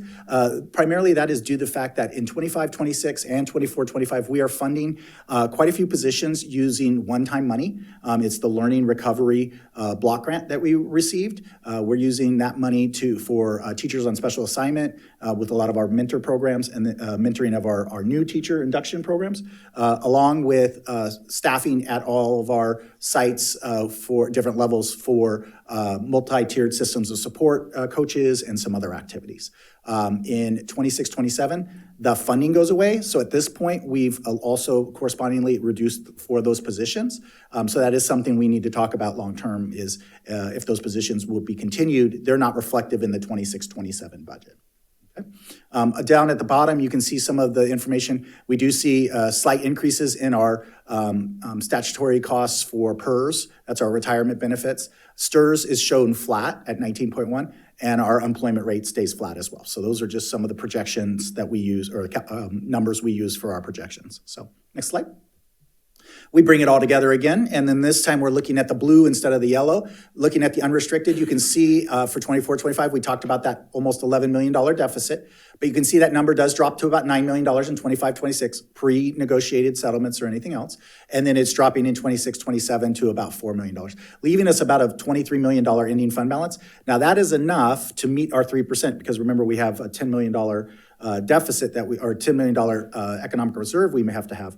But keep in mind that when on the previous slide where we looked at all of the different accounts we had reserved money for, there isn't enough money to cover all of those reserves. So that's something we have to keep in mind as well. We meet the economic reserve, but we may not have the money available in all of the different reserves that we have. And some of them, like supplemental funds, we need to make sure that those monies are still reserved for the students of need that we identify. So textbook adoptions, transportation, technology, other things that we had money reserved for that we may have to, if the budget was to completely follow this process, there would not be enough funds to have those reserve levels for all of those things. Now, what I will tell you is that the 25-26 and 26-27 assume full staffing and some other pieces. So there is some savings associated with that as well, right? So it gives and takes a little bit in the budget. And I would never want to take this out and look at it in 26-27 and see how far I'm off, because there is nothing but assumptions built onto that third year. So at the best case scenario, it's giving you just kind of a general idea of where you're going as a district, right? So we see our deficit decreasing because of the growth in the district and the additional revenues associated with that, but it also assumes that the state will be able to fully fund our COLAs and some other things. But looking at that, I would say also, though, we're probably in better shape than a lot of districts because we have that growth in additional enrollment with our students. So if you want to continue on. This slide just summarizes all the other funds we have in the district. You can see going across, we have a charter school, adult ed, other programs. You do see some net decreases the fund balance where it's negative. We are monitoring that. I would say a lot of those are conservative assumptions as well. Like example, cafeterias, for example, we show almost a $1.8 million deficit there. Part of that is because we're intentionally doing some one-time purchases and activities because we have a significant ending fund balance there. So remember, the only way you can spend down that money down in that blue section is to deficit spend. So but normally we're trying to do that with one-time activities, right? Because that's one-time money. So the way we do that is to spend down the money in the beginning balance, the $9 million in the cafeteria, and we're buying new stoves or new equipment or whatever the case may be. We have to spend more than we're taking in, and that's how you access those funds. So just continuing on. Deferred maintenance pot is the pot we use along with our routine repair maintenance to do a lot of the upkeep and repair of our campuses beyond our annual work that isn't beyond the bond funds. You can see our transportation funds, and then building funds 21 through 40 is the bond funds. So, and then student care is part of our after-school program associated along with our expanded learning opportunity program and our ACES program. That's the fee portion of our after-school programs that we have. So you can continue on. So in closing, where we are as a district, positive at first interim. We made our 3% economic reserve for the next 2 years, the current year and the next 2 years out. We do have an unrestricted deficit that we continue to need to monitor. Hopefully that number will continue to decrease and attendance rates and enrollment will continue to grow to help offset that. But as something we continue to monitor. And then our next big timeline is in January, where we will have the governor's proposal for 25-26. That's when we'll get our first COLA from the governor and whether they'll be able to fully fund that, and then any other new programs or services that come with the budget. So. Right, thank you, Sean. Welcome. Any questions from the board? Not a question, just a comment. I want to say thank you for all of your hard work. After being at the CSBA conference, we are far better off than many districts, and we are not having to make decisions that other districts are making. So that's a across the board thank you for all of this work, but then what makes our schools want these students, or the students want to come to our schools. So. Yeah, and I want to echo that in our board of directors meeting with CSBA. They were kind of envious of what we were doing. Just a quick question about the governor's budget proposal. When do you think that'll come out? Is it mid-January? There's a specific date, and I actually go to the next slide if you don't mind real quick, please. I think I might actually have the date on there. And does it have it? No, I don't have the actual date. So I know it's normally like the second week in January. There's a constitutional date that the governor has to provide it by. So it's normally around the 12th or 14th or somewhere around that range. Yeah, because I know CSBA, they're going to be meeting and talking about the budget, and but that's toward the end of the month? Yes. So yeah, everybody normally wants a little time. So normally those presentations are a week or two out after the governor's presentation, because then they can get the details. Governor talks at a very high level about it, and then people want to get into the nitty gritty on how they're trying to balance the budget. Yeah, I'm pretty sure probably when we have our meeting, it'll be a pretty deep dive into it. Taking it out to the public, any comments? All right, I'll break. I do have a question. Yeah, Mr. Reed. Yeah. Actually, I have 3 quick questions, and I apologize. And 27 parts, go. No, I apologize for putting you on the spot. So just a guesstimate is all I'm looking for. Okay. And I'll just, actually, the 3 questions are, how many years have we done deficit spending? Are we anticipating the need for deficit spending going forward? And how long is deficit spending sustainable for our district? Okay, so first question, last year when we actually closed the books, as a combined unrestricted, restricted, we did have a deficit. But if you looked at just the unrestricted last year, we ended actually with a surplus. So in the 4 years I've been here, I think 3 of the 4 years we've had a deficit on the unrestricted side. But if you looked at the budget as a whole, we would show deficits every year. So it really depends sometimes on timing of the activities. It sometimes depends on, for last year, a piece of it was that we had a couple of larger activities that on the capital side, the big ticket items that we were paying for some activities were moved over. Some purchases were moved over, so that created some savings. Money fell out when it came to the fact that our interest calculation was higher. The way our county allocates our interest, they give us a last accrual after our last assumption. And so some additional revenues came in from there. So it's things like that that can ebb and flow. So what I would tell you is that last year there was an unrestricted surplus, but a total deficit when you looked at our total budget. With regards to how long we can, and I forgot what the second part was, but last one was how long can we deficit spend? It depends. It really depends on whether or not the deficit is at a manageable level and that you're seeing that deficit getting smaller each year, which we need to be able to do, because it depends on if our attendance rates can grow or not. It depends on whether or not we fill all of our open positions.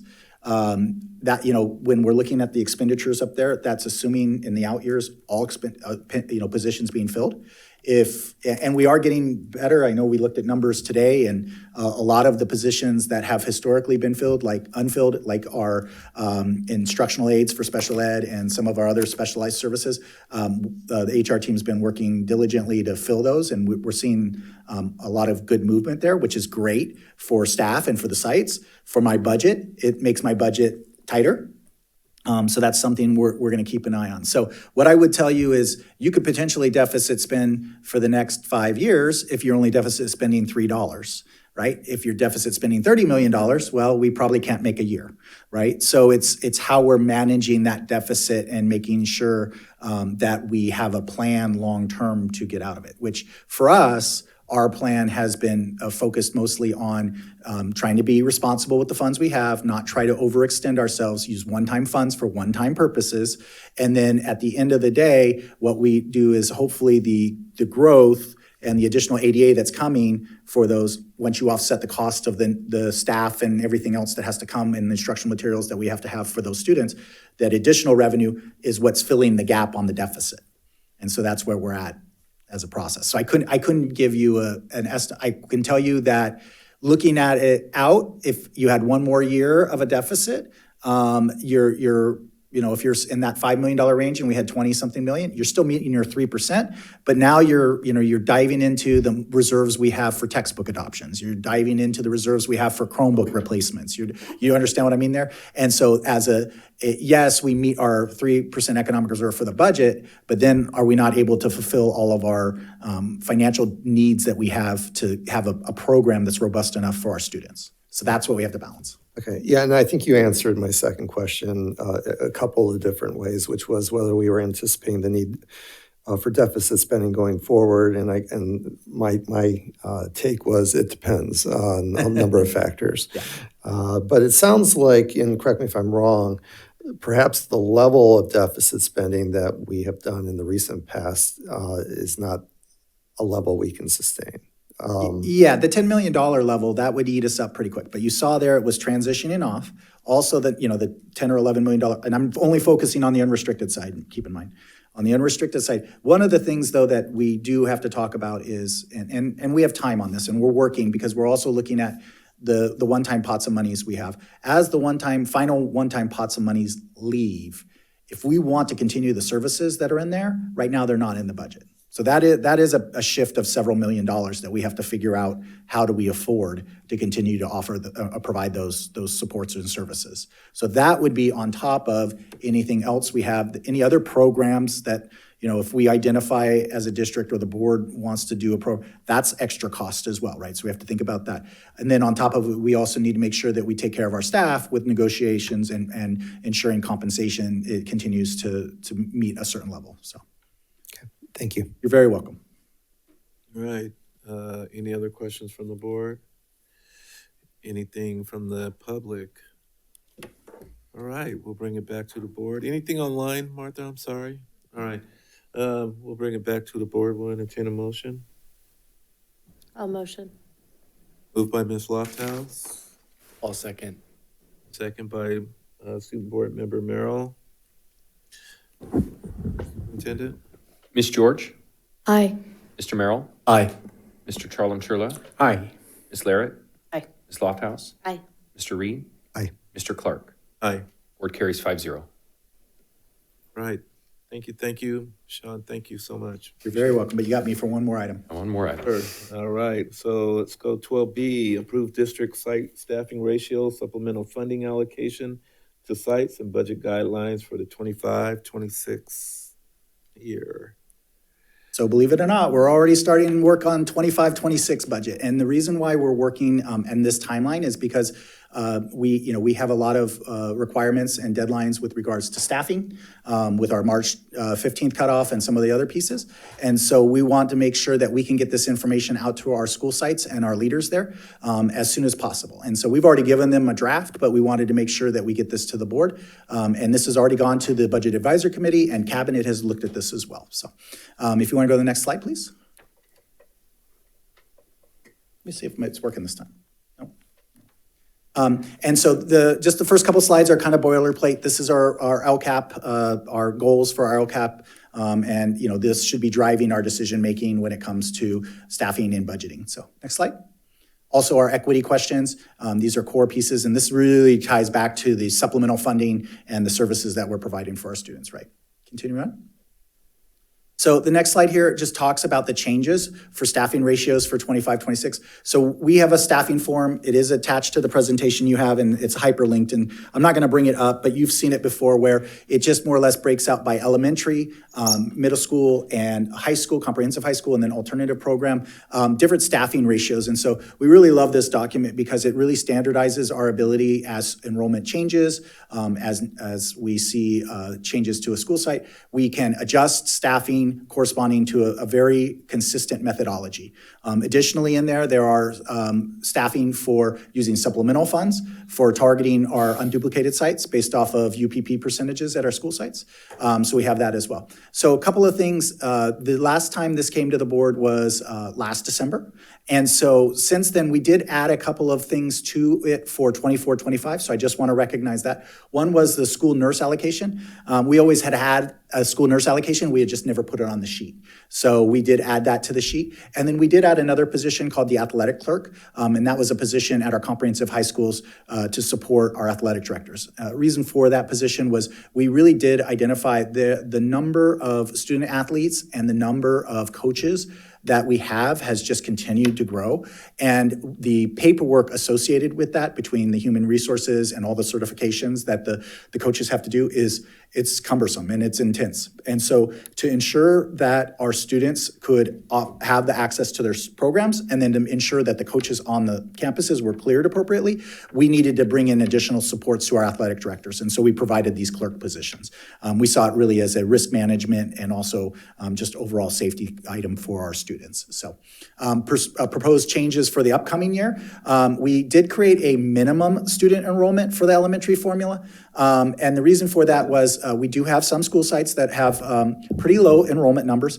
And because of that, we worked with the school site, and because of the assistance they already received through supplemental funds, Title I, and other pots, it felt like the assistant principal was not a position needed once you get so small or a certain level. So we just added a minimum threshold. Additionally, we had a minimum threshold before for bilingual aids. You had to have, I forget the number, you had to have so many identified English language learners to get any bilingual aid support, and we found that wasn't appropriate. There was, school sites that only had maybe 10, 15 kids, but they still needed that support. And so we eliminated that minimum threshold, and we went ahead and allocated those supports to those sites. The reason why it was in there in place originally was we didn't have a ton of bilingual aids in the district, and so it was very hard to divvy up 2 hours a week or 4 hours a week to a school site to support those students. But with the supplemental funds, and we see a lot of sites using their funds, the discretionary supplemental funds, to augment or add on to the bilingual aids, we do see now that we have a big enough pool of aids that we have the ability to cover all school sites, which is great. And so, expansion of it and program need is the priority on that. All of our allocations for next year are based off of this year's CBEDs. So we do that in October. So remember, that's our snapshot in time. And what we always do is, if a school site has a dramatic change to the good, like their enrollment numbers increase or something, or their EL identified population changes or special ed population changes, if they increase students, we will always make an adjustment or augmentation during that year. But we hold people harmless if they decrease, which is something we put in place in the last few years to make sure that people have whatever they're building now is what they will have. They don't have to worry about us coming back and taking money back during the year, which is a horrible situation. And so you can see that it was approximately overall through all the different allocations on our site allocations. The sites receive direct dollars as well for discretionary purposes. It's approximately about a 4% increase. So that's for things like custodial, library, professional development that they want to do, site specific. Then their site supplies for their teachers and their other services that they have, paper, copy machines, things like that. So the net increase of that 4% across the board is about $93,000. And a lot of that is tied directly to what costs are. So the 4% is an average. Custodial got more than 4% because we saw an increase in cost in all of the plastic goods, waist liners, gloves, things of that nature. So it's kind of an average. We try to be reflective of what the real world cost is on some of that stuff. So for our sites. Okay, next slide. So site supplemental funding allocation. So this is now going to be, I believe, coming in to 25-26. This will be the third year of this allocation. And remember, this is a allocation directly to the school sites based off of their unduplicated pupils. And then the funding then is they include it in part of their single plan for student achievement. Single plan for student achievement, their SIPSA. And they have to identify how those funds will be used. The biggest change that we're looking at is we did a slight increase of 3% on a per pupil basis, but the other big change was we created a minimum threshold. A lot of our school sites, I would say specifically on our Folsom site, those schools had a small population, 40, 50, 60 students, and at that, on a per pupil basis, their UPP was not high enough. They would only be getting somewhere in the neighborhood of $12,000, $15,000, $17,000, $20,000. What we heard from those sites is that wasn't enough money to really be able to do a program for those students. So, and the reason for that, there's kind of a minimum amount you need to have to be able to implement a program that's going to be an intervention or support program for students of need, right? And so if I'm only getting $17,000, yeah, I have 50 kids, but $17,000 is not enough time to even hire a support position or whatever the case may be. And so what we're doing here is creating a minimum threshold so that those sites have that amount. And we're making it so that we really, all sites, even if you're a low UPP percentage, you need to make sure we're getting services to those students. And so that's what the minimum threshold is kind of setting up for us. And so you can see that it's a tiered system depending on the site. So the UPP level at the site, they get a larger per pupil allocation if they have a higher total population of that percentage. I do have the little note there about Theodore Judah in the fact that they have kind of a school within a school because of the academy program there. And and I'd like to use this as an example because this is something that happens to Folsom Cordova.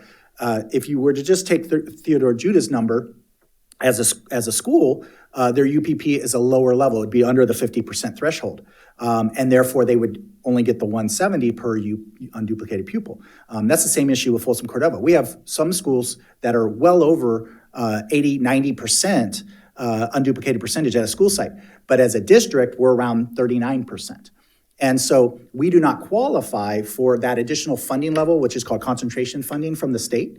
And that's unfortunate because the real whole purpose of the concentration funding is because they know as more and more of your population has that need, you need additional resources, right? You need additional services for those students. And so at the state level, they don't look at it by school.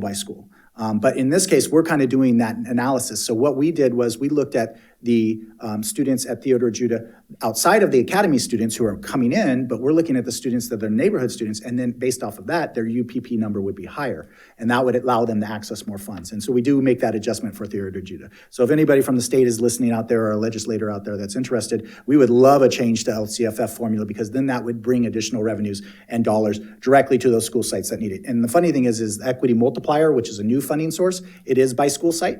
And they do that method, they just don't do it for LCFF funding and supplemental concentration funding. So that was my soapbox speech, and you can record that and send that off to somebody. Continuing on, next slide. And these are going to be real small print, but what you're looking at here is last year's UPP percentage by school site. And then in the blue section, you're seeing this year's UPP percentage. And so this is sorted by the UPP percentage. And so you do see our highest need school by UPP, unduplicated pupil percentage, is White Rock at over 90%. And our lowest is Vista Del Lago at 8%. And then the last column of color is the change from year over year. It is interesting, and I do want to speak to the fact that you do see a lot of our schools that were on the Rancho Cordova side, they're actually dropping their percentage, and you see a lot of the Folsom schools are increasing. That is because of the methodology that we implemented for identification for unduplicated students. So in 23-24, we started a program where we included during the registration process unduplicated student, more or less a form for each parent to qualify themselves as socioeconomically disadvantaged or not. And it's as simple as this. It just asks how many people live in your home, and then the system generates, based off of the free reduced information from the federal government, whether or not your income is above or below a certain line. And if you were to say it was below a certain line, you would then qualify as unduplicated or be identified. What we're seeing is in the first year, 23-24, we weren't able to implement that from the very beginning of the school year. We actually have our registration process before the free and reduced information comes out from the federal government. So we weren't able to implement it until March. And so there were quite a few people that signed up before then. So what we had to do in that year is we made a lot of phone calls for anybody we didn't have the information for. And we got a lot of positives, I think, by making personal phone calls, right? And so it may have created identifications that were a little higher, which, benefits kids, but what on the Rancho Cordova side. But what you see in 24-25 is we only used the online registration process for identification. What you saw was a drop in some of the Rancho Cordova schools, but what we did see is an increase in some of our lower UPP sites, probably because of the privacy of that information and people not comfortable wanting to say via phone that I qualify, but willing to check that box privately. And so then we did see increases. And really, these correlate with what our historical numbers have been. They're all higher, but they're kind of all in the same level, but they're all higher because of our methodology. Because before that, you had to actually fill out a free and reduced application form to qualify for this service, or you had to be direct certified through the state government. So overall, we're seeing, we were, I think a few years back, we were at 36%, and I want to, recognize the work of Miss Elena Cabrera and her team, Taylene and Connie Bisbee and all the teams on the fiscal side, Pam Oyen and her team, just all the different groups that brought all these things together, because now we have a system where we think we're getting better identification, better information, and better supports, right? More resources and more dollars. I mean, we were talking multiple millions of dollar increase by going from, we were around 36% before we implemented this, and now we're almost to 40%, right? So that's a 10% increase in funding. So we're talking about a couple $1 million almost. All right, next slide. When we bring all that information over, this is going to be the allocations for next year, and you can see now that there is a minimum threshold, so you see a lot of sites with the $50,000 threshold. Our highest individual site is Cordova, which receives almost $1.2 million in additional funding. Now, this funding for those yellow school sites, which are Title I sites, this is funding on top of their Title I allocations, and there are a few sites that also are getting community schools funding. And also equity multiplier funding. So there is a lot of resources that we're getting, and a lot of these are directed. The funds are directed by the site, by their site council, and through their SIPSA plan. So, Mr. President. Yes, Mr. Reed. Yeah, Sean. Quick question: Theodore Judah Elementary. Are we potentially leaving Title I funds off the table by housing the Gate Academy there? No, because we wouldn't get any more Title I funds. Potentially, we'd have to decide whether they qualify for Title I or not. The district can determine whether they are included or not. Do we think it would, or have we done No, it wouldn't bring them analysis? any additional. They would not bring any additional dollars into the district. But to the site. I think with Title I, though, you have to realize it becomes there's a lot of additional required steps and regulations that come with that. Mm-hmm. So there's pros and cons with that. What would end up happening is it would then more or less reduce the amount of funding we allocate out to all of our Title I schools. But I think by doing the additional supplemental funds, you can see they're getting well over $100,000, where before I think they were getting like 18,000 was like the original amount. I think we're in a place where I wouldn't want to speak to the specifics. Ms. Cabrera could speak to a little bit more, but I don't know if even if we remove them, that then we would want to say that they qualify for Title I service. And we can always follow up if you would like to get more information on that. We can definitely follow up and get a little more information about that. Yeah, I think I would like Okay. some additional information. No problem. Thank you. Thank you, Mr. Reed. Good. Next slide. Yep. We'll keep on going. You can see over $13.5 million is allocated in supplemental funding to sites. The site discretionary pot is $5.3 million. That's an increase of over $600,000 over the prior year. That's the money that the sites themselves specifically determine priorities with. The other $8 million is staffing that we give them. So assistant principals, if you're a high enough UPP, an additional intervention teacher UPP, additional health clerk time or other support time, parent coordinators, all of that comes through the district allocation of supplemental funds through that staffing ratio. And then on top of it, the sites prioritize another $5.3 million. So, and then along with all the other pots that you can see there, there is a lot of dollars and, specialization, priority of need, the unique nature of every school site and those students that the sites and the principals and the teachers and the staff there have the ability to participate in making decisions on. So, next slide. Other item on here is our budget guidelines document. So this is the document that more or less starts from the beginning, and it says, remember, majority of our budget is assumptions. It's assumption based. And so we want to have a standard that everybody can understand and follow along with what we are using to determine the revenue, the attendance rates, the expenditures, those types of things. And so you do have the budget guideline document as well. It is attached, and it's also that hyperlink there for you if you need it. One of the only real big change that we did for 25-26, in fact, I think it's the only change, is we included specific language on how we allocate expenditures to our Title I programs. So with Title I, it's a federal program, and it requires that we do not charge a full cost of a high-priced teacher. The concern at the federal level is that you would take your most expensive teacher and throw them in Title I. And so the federal government says, no, you have to you can't charge more than your average cost of a teacher. So we included that language in these budget guidelines so that when we get our audits that come annually almost with regards to our title program, we have clear explanation to our auditors on our process. We've been already doing this. We just included that additional language in our budget guidelines.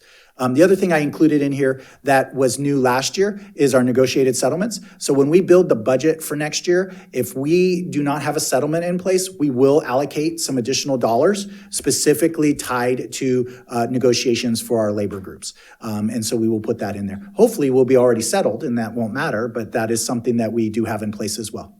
So next slide. You see timelines there just with regards to the site allocations. So in January, February, we're going to start meeting with all of our school sites. Every single school site we meet with to go over their SIPSAs and specifically their staffing allocations with those supplemental dollars and how they're going to spend that money. And then we also work through the LCAP process, and Ms. Cabrera and her team are working on that. So next slide. And that's it. All right. Thank you, Sean. Any additional questions from the board? All right, take it out to the public. Were there any public? All right, we'll bring it back to the board and entertain a motion. I'll move. Moved by Ms. Larrett, I'll second. second by Ms. Lofthouse, Superintendent. Ms. George? Aye. Mr. Merrill? Aye. Mr. Charlam-Churla? Aye. Ms. Larrett? Aye. Ms. Lofthouse? Aye. Mr. Reed? Aye. Mr. Clark? Aye. Motion passes 5-0. All right, thank you, sir. We'll go down to discussion action item C, and this is coming back to us. It's, approve revised board policy 0410, non-discrimination in district programs and activities. Superintendent. Yeah, so I'll give a little brief reminder of the context of this is, one, this came to our district like many other districts because of a change in the federal law, Title IX, and We are under FPM audit coming in the spring, so that puts a little bit of a time-sensitive nature to amending this board policy or updating this board policy to be in line with the law. So as you can see down on the rationale, we brought this to the policy subcommittee in the beginning of October, and then it was on the board agenda on 11/7, but we pulled it on 11/7 to put it back on 11/21, so there was a little more time for review. The board, under this item was a discussion action item, had a lot of discussion about this. There were two main salient points that were brought up for this board policy, along with the next one that you guys will be reviewing, 1312.3. It was around the input that the district had on this board policy. I'm just naming here two, which we all know, but I'll just say out loud, is that board policy is the what of our work and the admin regulations is the how of our work. And so when we were discussing these two board policies, we brought up some admin regulations that may be more honed in on what some of the questions were from the board. But as you can see on the rationale, we took it from the dais on 11/21, and it was then reviewed by our equity leaders and curriculum advisory on December 11th. And then it came back to the policy subcommittee on 12/12 with input from those two committees. At the end of the policy subcommittee, we referred to the ARs to assure this team that there is the language that was an interest of Trustee Reed around age appropriateness. But for the specific adaptations or amendments from 11/21 to now, after going through the committee work, Dr. Ogden, I would love to refer to you for some of the language changes or updates.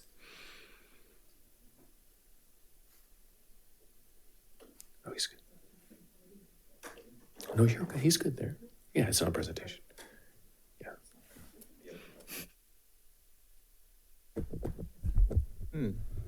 Thank you.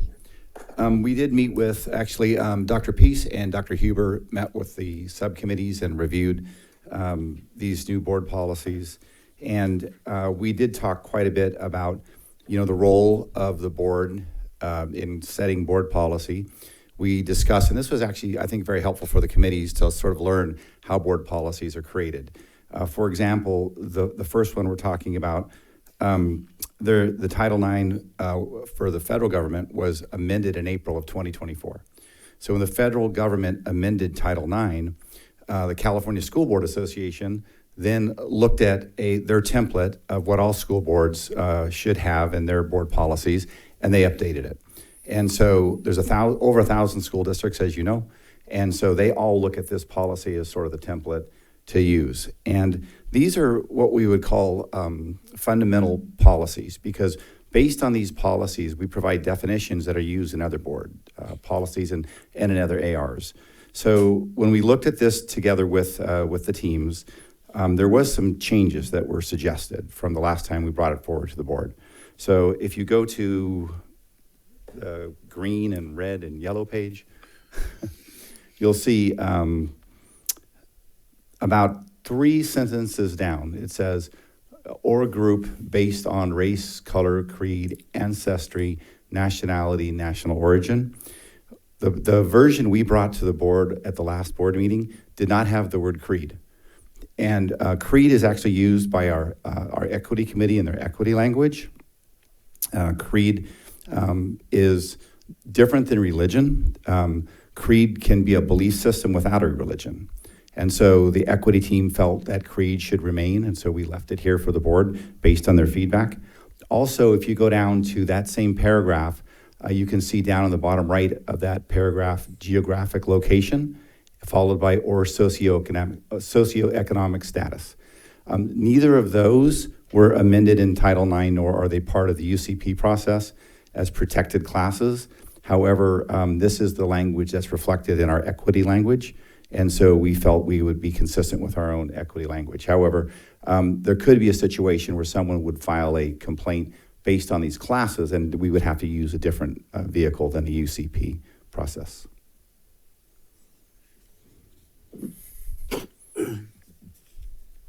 So those are the changes that I brought forward. Thank you, Don. You're welcome. Any questions from the board? Yeah, Mr. President. Mr. Reed?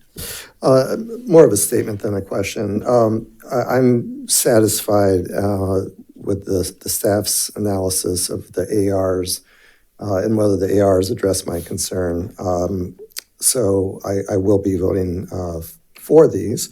I would just, I guess, make an observance that CSBA does a really good job, and I really appreciate all the work they do, but sometimes their drafting is confusing and perhaps could be clearer and more to the point. I think this board policy and the next board policy are examples of that. But again, that being said, this is obviously a good policy and one that we should support. So that's all. Thank you. All right, thank you, sir. Any other questions from the board? Take it out to the public. I've seen none online. We'll bring it back to the board. Entertain a motion. I'll move. Moved by Ms. Lofthouse. Is there a second? I'll second. Second by Board Member George. Superintendent? Ms. George? Aye. Mr. Merrill? Aye. Mr. Charlam-Churla? Aye. Ms. Larrett? Aye. Ms. Lofthouse? Aye. Mr. Reed? Aye. Mr. Clark? Aye. Motion passes 5-0. Thank you, sir. Yes, sir.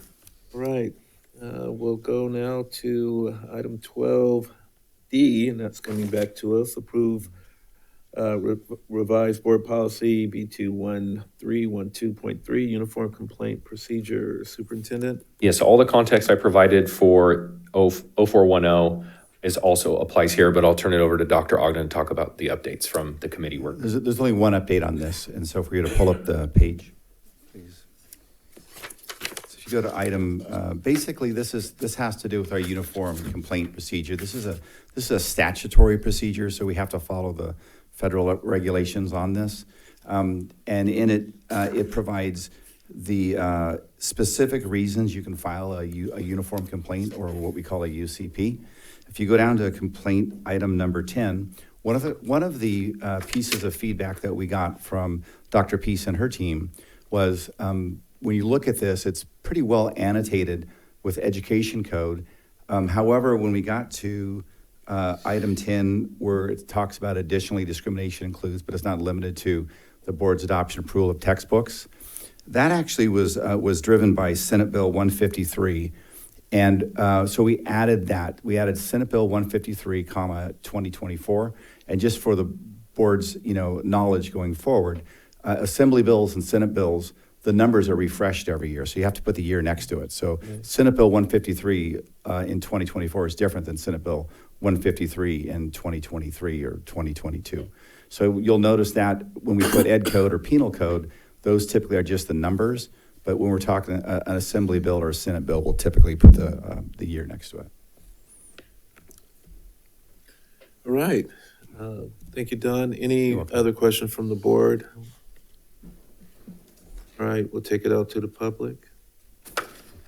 Online, none. All right, we'll bring it back to the board. Entertain a motion.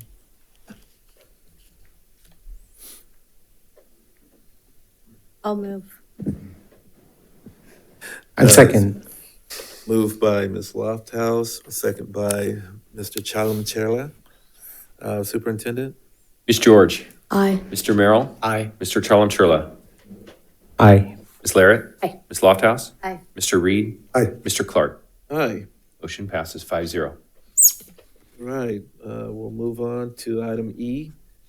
Adopt resolution number 12172415 concerning order of seniority of certificated employees for surrendering paid probationary service on the same day. Superintendent? Yeah, so as it says in the rationale, this is a routine annual notice to employees defining the process used to create seniority list. I believe, Dr. Ogden, this is about tie breaking. And it's something that comes to the board every year. Yes, what we do is we establish a tie-breaking criteria when we basically draw a seniority list annually. We did add a couple of items here just to clarify. We clarified what the new titles are for some special ed positions. Item D, 4, 5, and 6 are now ed specialist, extensive support needs, ed specialist, mild to moderate support needs, ed specialist, mild, moderate, or special ed learning handicapped. So that's just, it's basically the same positions that were there before, but just with the new titles. Also on Roman numeral 2A5, we also added meeting TK requirements. And on item 2, Roman numeral 2A7, we added CTE along with designated subjects. Okay, thank you, Don. Any questions from the board? This is pretty routine. We'll take it out to the public. Any questions? None online. We'll bring it back to the board. We'll entertain a motion. Mr. Clark, before we go, I think, is this being reviewed with your group and your association?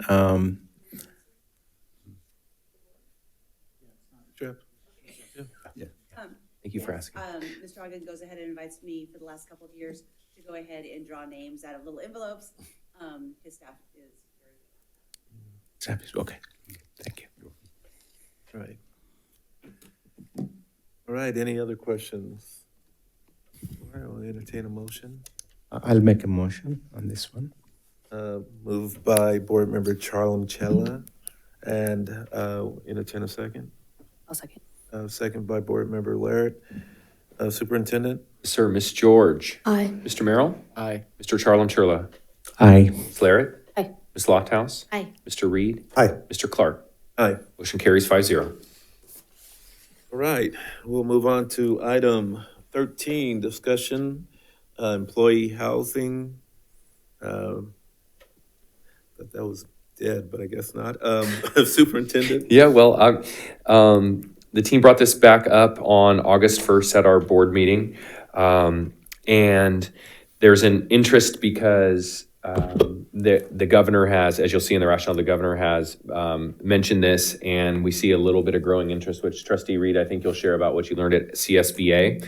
Our team, Dr. Ogden, has done a lot of work around this and reaching out to the bargaining units as well as understanding what's happening in our different cities around housing. I guess in sum for us, we're not seeing an appetite currently for housing as it would be something that is a detriment to people applying for jobs in the Folsom Cordova Unified School District. And also, in addition, as we do exit surveys for folks that are leaving our district, affordable housing isn't ever on top of mind for them as well. So we as a district currently feel this isn't a top priority for us, but we also know that with the ever-changing landscape of the economy, it's probably something that we should continue to keep an eye on. But we're currently in a growth of purchasing land for schools, not building on them. So that would be our opinion. But I'll turn it back to the team because this is a discussion item. Any questions from the board? I have, yeah, Mr. President. Mr. Reed? I would like to share some thoughts and observations on employee housing. I'm sure it does not come as a surprise that I have an interest in this subject matter since it is the second time that I've asked it to be discussed as an agenda item in the past 3 years. So what's driving my interest? For the last 4 years, I've attended employee housing presentations at the annual CSBA conference. The first class I attended, which I believe was in 2021, was lightly attended. Based on my recollection, maybe 20 people max attended that session. 2 weeks ago, the CSBA class I attended had close to 200 in attendance. Why the increase in interest and attention? I think it's a confluence of multiple factors, including one, the prohibitive cost of living throughout the state of California, where districts' salaries are unable to keep pace with the cost of purchasing a house or even renting an apartment. The average cost of a house in Folsom is $779,000, which is 120% higher than the national average. The average apartment is approximately $2,000, which is 28% higher than the national average. Two, the teacher and staff shortage causing districts to look at their benefit structure is also driving the interest. Why is there a teacher shortage? Well, there are many factors, but clearly compensation is one of them. Third, CSBA has been actively promoting the employee housing concept, including a dedicated page on their website. Perhaps as a result of this advocacy, since 2022, 2 districts have opened dedicated housing for their employees, and 5 more districts are adding housing by 2027. It should also be noted that from 2002 to 2021, only 2 districts offered employee housing, so clearly we are entering a period of rapid change. I would also note that one of our sister districts in Sacramento County, Twin Rivers Unified School District, just this past week announced an exploratory effort to pursue employee housing. 4, the increased knowledge that the choice to pursue employee housing is not a choice between funds for salaries and funds for housing. CSBA is doing its best to communicate it is not an either-or scenario. You can build housing without the use of general funds. 5, CSBA has been doing outreach to the various state unions that represent district employees to gain their support of employee housing initiatives. Several of these state unions have agreed to support these initiatives, and I understand the conversations are continuing with the others. To conclude my thoughts, I'm not asking for any immediate action. It's just a discussion today, but I'm not looking for it to come back for immediate action. But I guess what I'm asking the district to do is not to discount the idea. I would like the district and its unions to keep this concept on its radar and periodically analyze the practicality for its adoption. As part of the process of keeping this on our radar, I would like the board to consider inviting CSBA representatives to come to FCUSD to put on an informational meeting where various stakeholders in the community would have an opportunity to learn more about the concept and to ask questions. Thank you. Thank you, Mr. Reed. Either between me and Kara, or I believe I could probably pull somebody from Region 6 come out and do a presentation and talk a little bit more about the housing. But I did have a question, Superintendent, or maybe this should be a Don Ogden question. And I don't recall us talking about the price of housing when we went to North Carolina and talked to future recruits that we were trying to recruit to come out to the district. Has that been a question from potential teachers who want to come in to the district? The Sacramento area is not looked at as, if you're going to come to California, it's reasonably priced housing in Sacramento in California. So, and as a matter of fact, when we did visit some of the colleges back east, when we talked about our housing, they were sort of shocked at what the housing was. They thought it'd be $1 million, $2 million, beachfront property, Well, I think they were from California. So when they associated California, and I talked to a couple of them, they immediately thought L.A. and San Diego, exactly, and those prices. Like I think one of those persons that we talked to actually accepted a job in L.A. and then she was talking about, well, yeah, the housing will be okay, not on a teacher's salary, but I'm just wondering if those questions are being asked by people that we are recruiting on how the housing is and how expensive it is. Well, it's on the mind of everybody, Sure. right? The cost of housing is on the mind of everybody.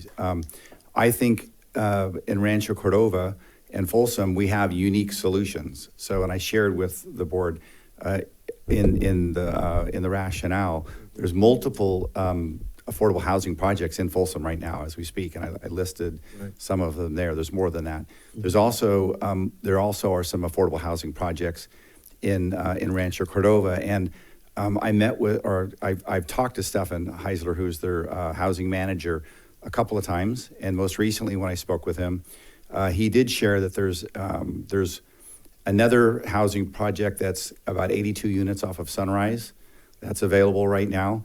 And there's another one on the books to probably, get construction going in 2026. In Folsom, the company that does a lot of the housing that I listed is St. Anton, and Matt Washburn and I met with St. Anton and talked to them, and we're in communication with them about projects they have ongoing. Their last project that they sent us, the Bidwell Place, they actually sent it to us before it went out to the public, and we sent it out to staff. And so staff could have qualified. So, with the local people that are providing affordable housing, we've already, started developing that network and are sharing that information with staff as we get it. Just a follow-up question on that. I know when Bidwell Place was opening and that went out to staff, was there any staff that took up the opportunity to apply prior? No one told me that they did. Okay.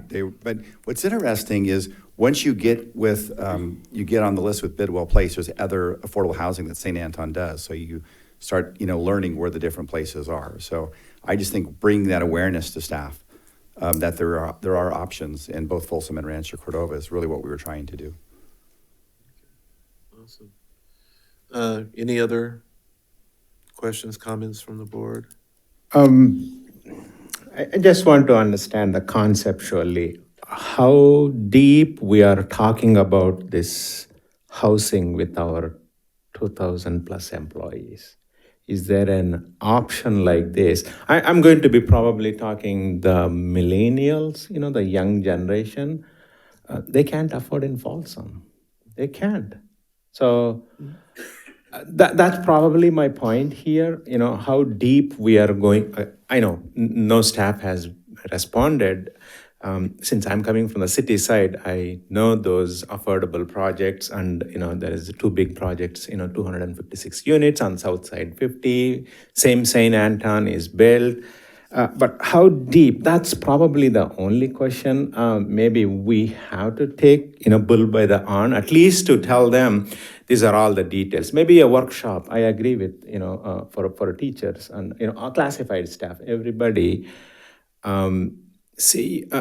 That's good that St. Anton, when I meet them next time, I'll thank them one more time for number one, coming to the Folsom, right? Number two, offering us as a first time.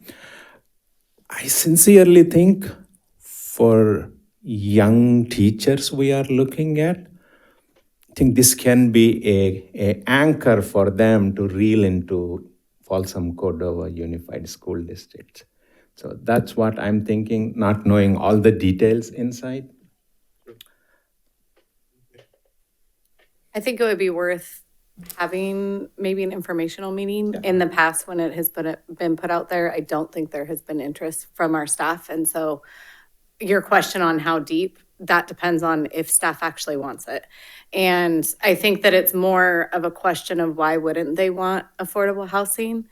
And so looking at the big picture of this, and do staff want their landlord to also be their employer? And then that creates a situation where it's a different dynamic and a different relationship, that you are now working within the same people that are controlling your housing. And so do you want to put yourself in a situation? And I think that previously or in the years past, maybe a lack of trust or a situation where you're not feeling comfortable with where you are as an employee, do you want to then sign a contract to lease your home from them as well?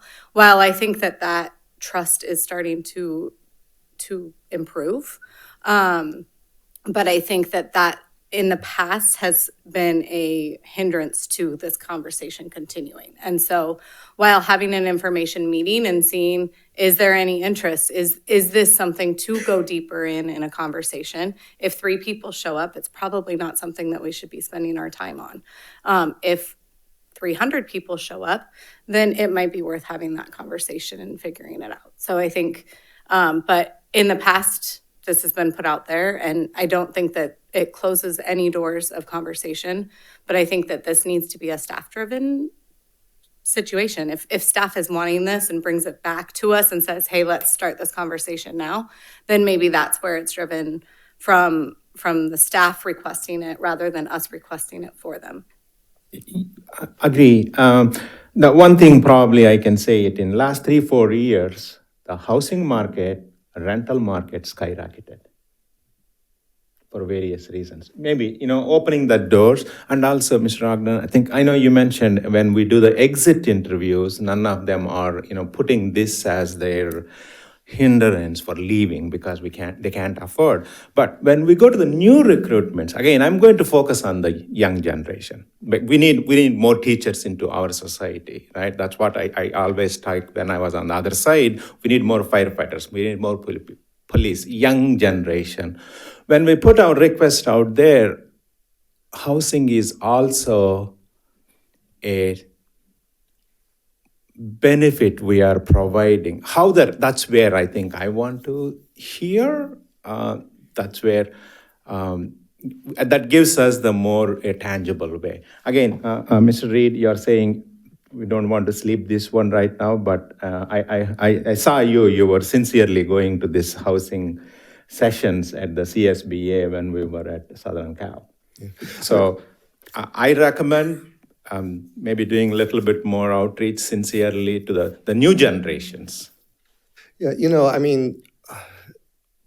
clearly when you look at the average cost of housing in Folsom or even Rancho Cordova, what employee is going to, unless they have a significant other, being a spouse or someone else, is going to be able to afford $779,000 house? They're not. Let's be realistic. And so they probably could afford a $2,000 apartment, but maybe not all our employees, but majority of them might be able to. But by not having below market apartment opportunities, what we're depriving our employees of is the ability to build equity or the ability to save money so that they can afford to buy real estate and build equity. And that's my concern. I think that any employee in this district that wants to own property should be able to, at some point, own property. Now, obviously, I think this is perhaps a bigger impediment for recent graduates, probably, the employees who are later in their careers. Oh, let's face it, the real estate values were significantly lower when they started their careers. And again, I think the advantage of having CSBA come in, and by the way, they have an entire team that will come in. They have a package delivery that they will come in and explain the concept. Because I know, for example, there are many different options. There are options where it's not built on school district property. There are options where, and in fact, out of the, let me see, there was the 7, 9, out of the 9 districts in the state that either have adopted or will be adopting in the next 2 years, not a single district is the landlord. They contract out with an agency that runs everything. So there's absolutely zero contact with the district on it. So, I think part of it is really educational, letting people really understand. There's a lot of myths out there that aren't correct. There's a lot of assumptions out there that aren't correct. And the only way to clear that up is to educate them. And I'm not the right person to educate them, but CSBA has a dedicated team that can provide that education.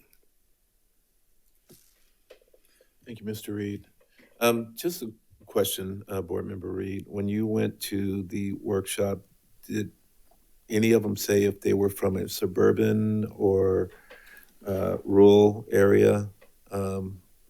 Yeah, give me just one quick second. I have a screenshot that will answer that question. Let's see.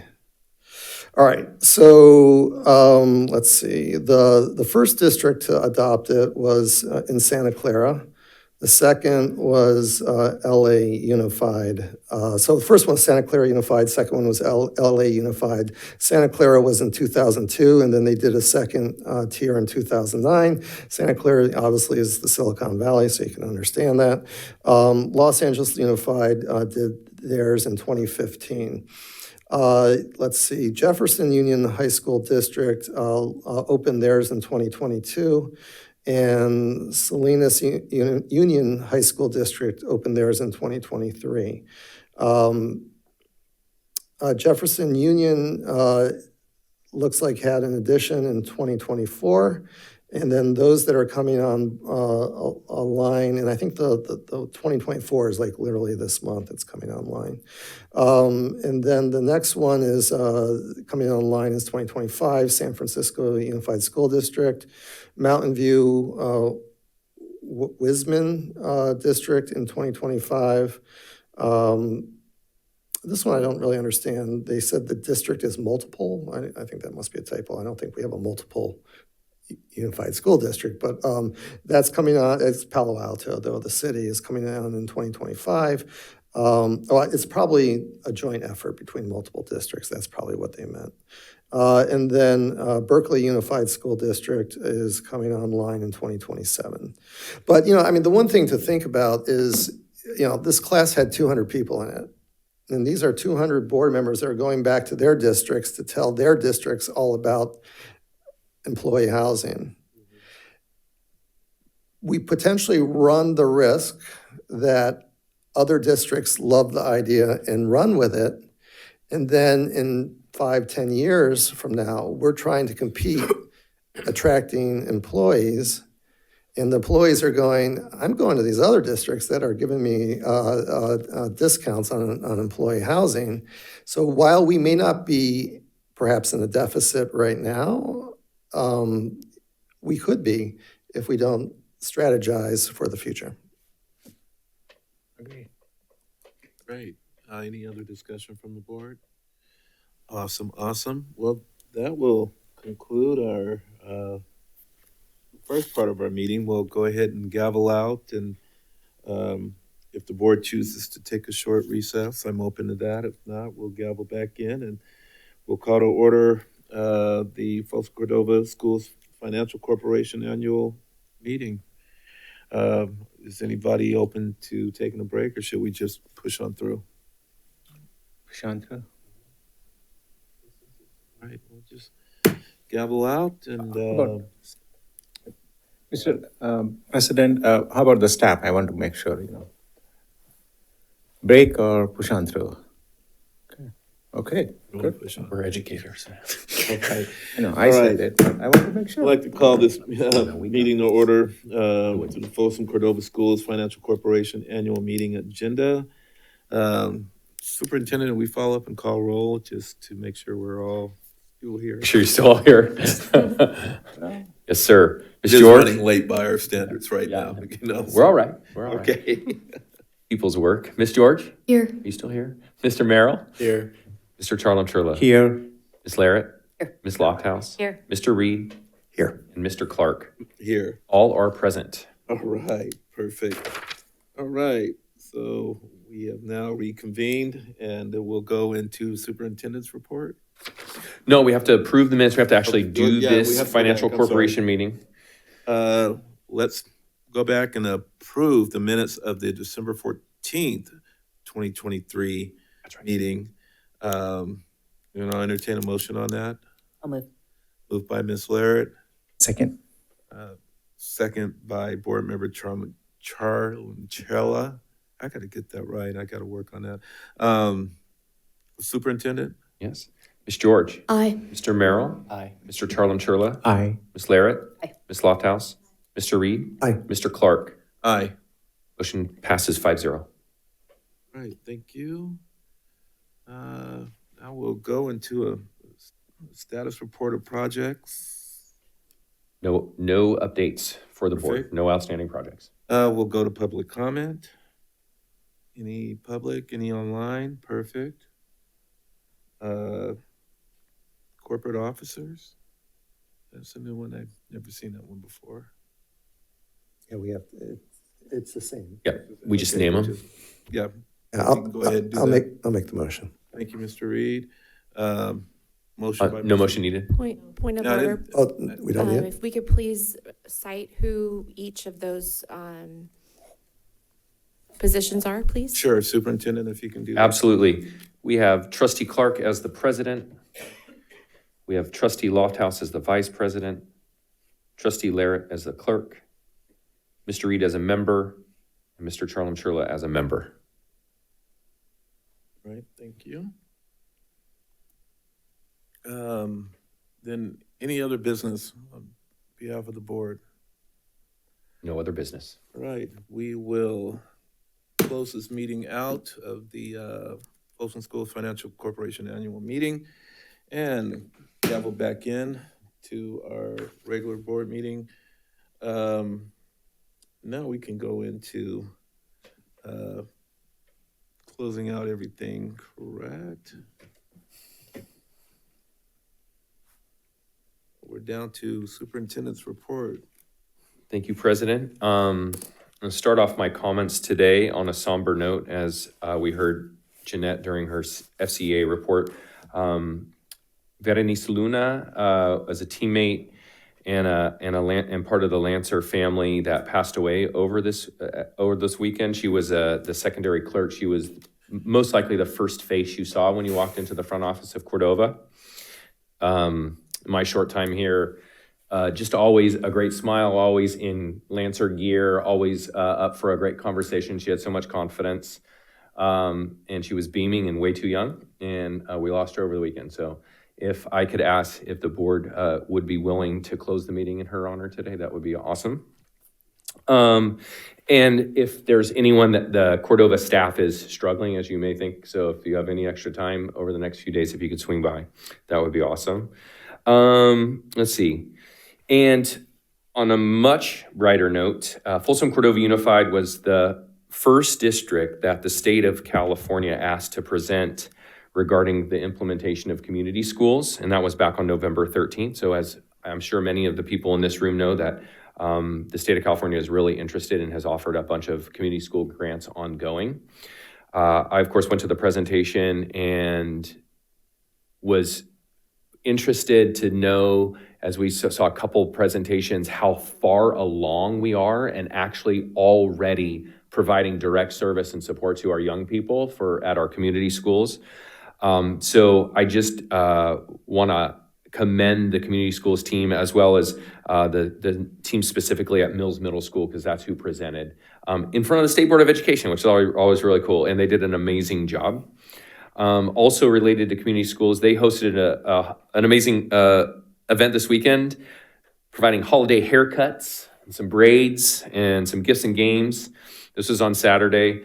Despite the stormy weather, 140 TK to 8th grade students were served. So special thanks to our donors and our volunteer hairdressers who donated in their time and their special gifts and talents, as well as other gifts. Shout out to our team, our special ed team, along with other members of the team. They participated in a sponsored event called the Adapted Toy Wonderland, and that was at Mangini Ranch last Thursday. So it was an inclusive event created to help all kids access play regardless of their ability. Some students with physical disabilities have difficulty accessing the toys that we would go get at toy stores, and so they need to be adapted. And shame on the commercial toy developers. They mark those adaptive toys up by about 500%, making them unaffordable. So each student was able to pick out a brand new adapted toy. Now, there's something really cool about this, that the Cordova High School engineering students spent weeks learning about circuitry and how to adapt the toys, and then they adapted 100 toys and built 80 with 3D printed switches. Event could not have been possible without the support from the Special Ed Community Advisory Committee, which we announced a few members today, and the Engineering Academy. And then several engineering students came and worked the booths at the event. So learning in action and service in action. So they were able to participate in winter-themed activities such as snowball throwing, silly string spraying, taking selfies and more, of course, millennials, YK. Plus, everyone went home with an adapted toy and a Switch. So the remaining toys will be distributed to students this week to take home over their winter break. And that transitions me into my close around what I shared already with a couple board members at a meeting earlier. At CSBA, we went and saw the keynote by Dr. Lori Santos, and she's from Yale, and she's been there for over 20 years. And she runs the Happiness Lab podcast and over 1 million followers. And she talked about happiness and the experiment that has been done that she shared about, and it's related to that event, both the events that I just shared about, is that if you give a person $10 and you ask them to go spend it on themselves, and then you give another person $10 and you ask them to spend it on somebody else, guess which group of people is happier after spending the $10? The group that spends the $10 on other people. So serving is in our DNA. And as we head into the holiday spirit, go out and lead and serve. Just a special thanks to our classified teammates, our certificated teammates, our admin staff, our trustees, the staff in the room, and our school community and our students. Have a safe holiday break. And spend the time resting, relaxing with the people that you love, and we'll see you next year. Thank you, Superintendent. We'll go to our student board members. Board Member Merrill. All right. Well, I attended the CSBA's AEC Conference 2024 since between this board meeting and last board meeting. There was over 100 student board members, all from California, and we got to go to this conference, and we ended up going to Disneyland. That was pretty fun. That was my first time going since I was like kindergarten. But again, it was a big networking event, and I got a lot of contact info between, board members from Covina Valley up to like Reading. Like there's a lot of board members there, and one interesting thing that I took note of was everyone kept coming up to me and Mia and asking, "You guys are the board members that get paid, don't you?" And it's not normalized yet. We were one of the first ones to actually get paid. And so I was telling my story on how we sort of got that pushed, and I was telling the other board members, I was like, yeah, it's actually really easy if you really think about it. And I was giving them, the bills and all the stuff to cite. But yeah, I'm glad I contributed to the initiative to get student board members paid across California, because it's a really good thing that we did that, and I really hope it gets pushed out to every school district. And I also want to share my story about climate change. We were talking about the SAB meeting, and I shared that I have a big oak tree in the front of my house, and normally it starts dropping leaves in about September and October. But this year it started dropping leaves like at the beginning of December, and all at the same time. No, I'm not like a biologist, but I think this might be because, changing weather patterns. The tree doesn't know, it's not dropping the leaves at the right time of year. And the storm that happened just the other day, it was like over the weekend, it blew all the leaves on the ground, and there was a lot of leaves on my lawn now. But I think this isn't just me complaining about having to rake up the leaves, but it's a representative of the changes and the negative changes that are happening to our environment around us, and how it can affect us in some tedious way, like having to rake up more leaves, and it could have bigger consequences, like Addie and her climate change initiative was talking about today.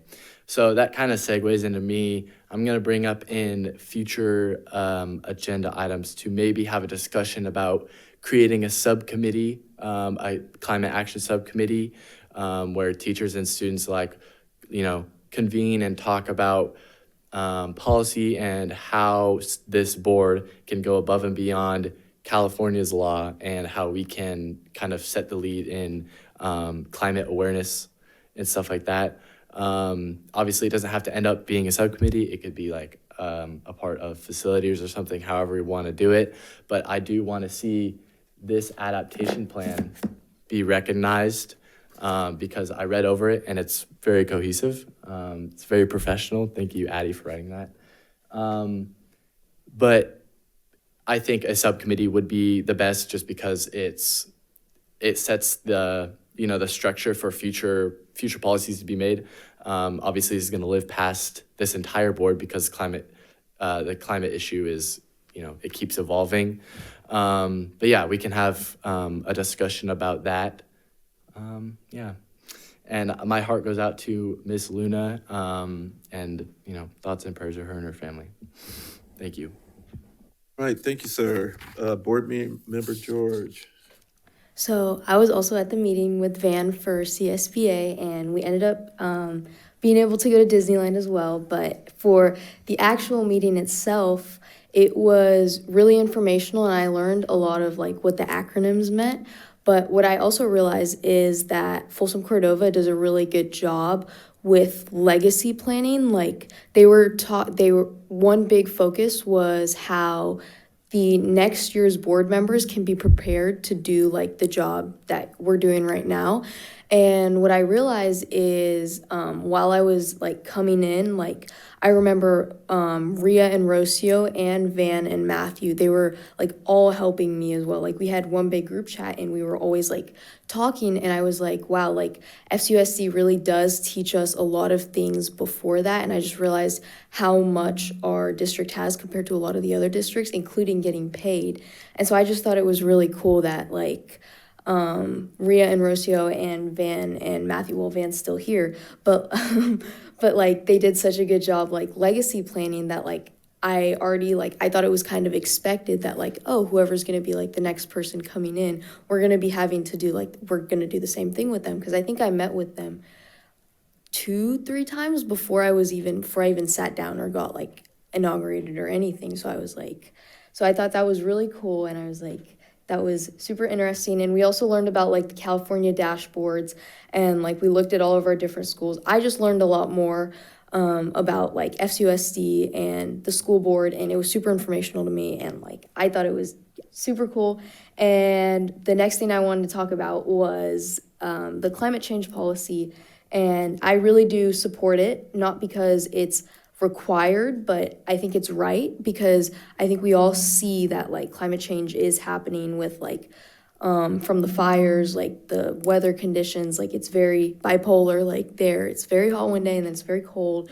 But if we just like, we should really think about like the students, the families, and the future of FCUSD. And just by taking this step right now, we're showing a lot of leadership and doing something that other people haven't done. And hopefully we can like inspire other districts if we do make like a subcommittee or decide to do something with this climate change plan.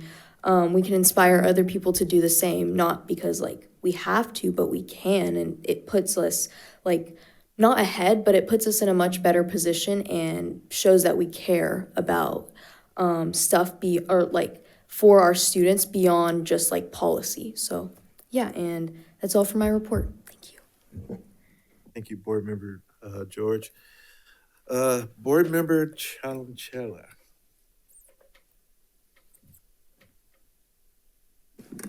This is working for me. That's right. The button press is, now I am master in this one. I just want to touch one more time on the climate action. Audrey, the president met with me over the phone. It was a very lengthy discussion. I highly encourage them to show up here, and they already were planning much before. And just to echo what our two board members said, we got to put our proactive. Folsom Cordova is the leader in this fashion. We all know that climate change is real and temperatures are real, up and down. So my one request for at least my board members and the trustee, see whether we can slowly avoid on this dais with these bottles, and maybe we can come up with our own bottles to start contributing a moral support to those young kids who are out there. Just, policy subcommittee, yeah, we'll definitely work on it. At least showing, the gratitude to all those young kids. You know what? They heard us and they are making some changes. Even we can reduce 10% of the water bottles from this to this. That's a win. And those two young students can take it back to your school and say, I think Folsom Cordova is in the right direction. And I'm in support of, the kids who are mentioning, because they sat with me for a very long time. That's one. I just want to request, at least I can request only here, boss, it's your call on the other side. The other one, I know, when I was on city council, I was very big on public-private partnership.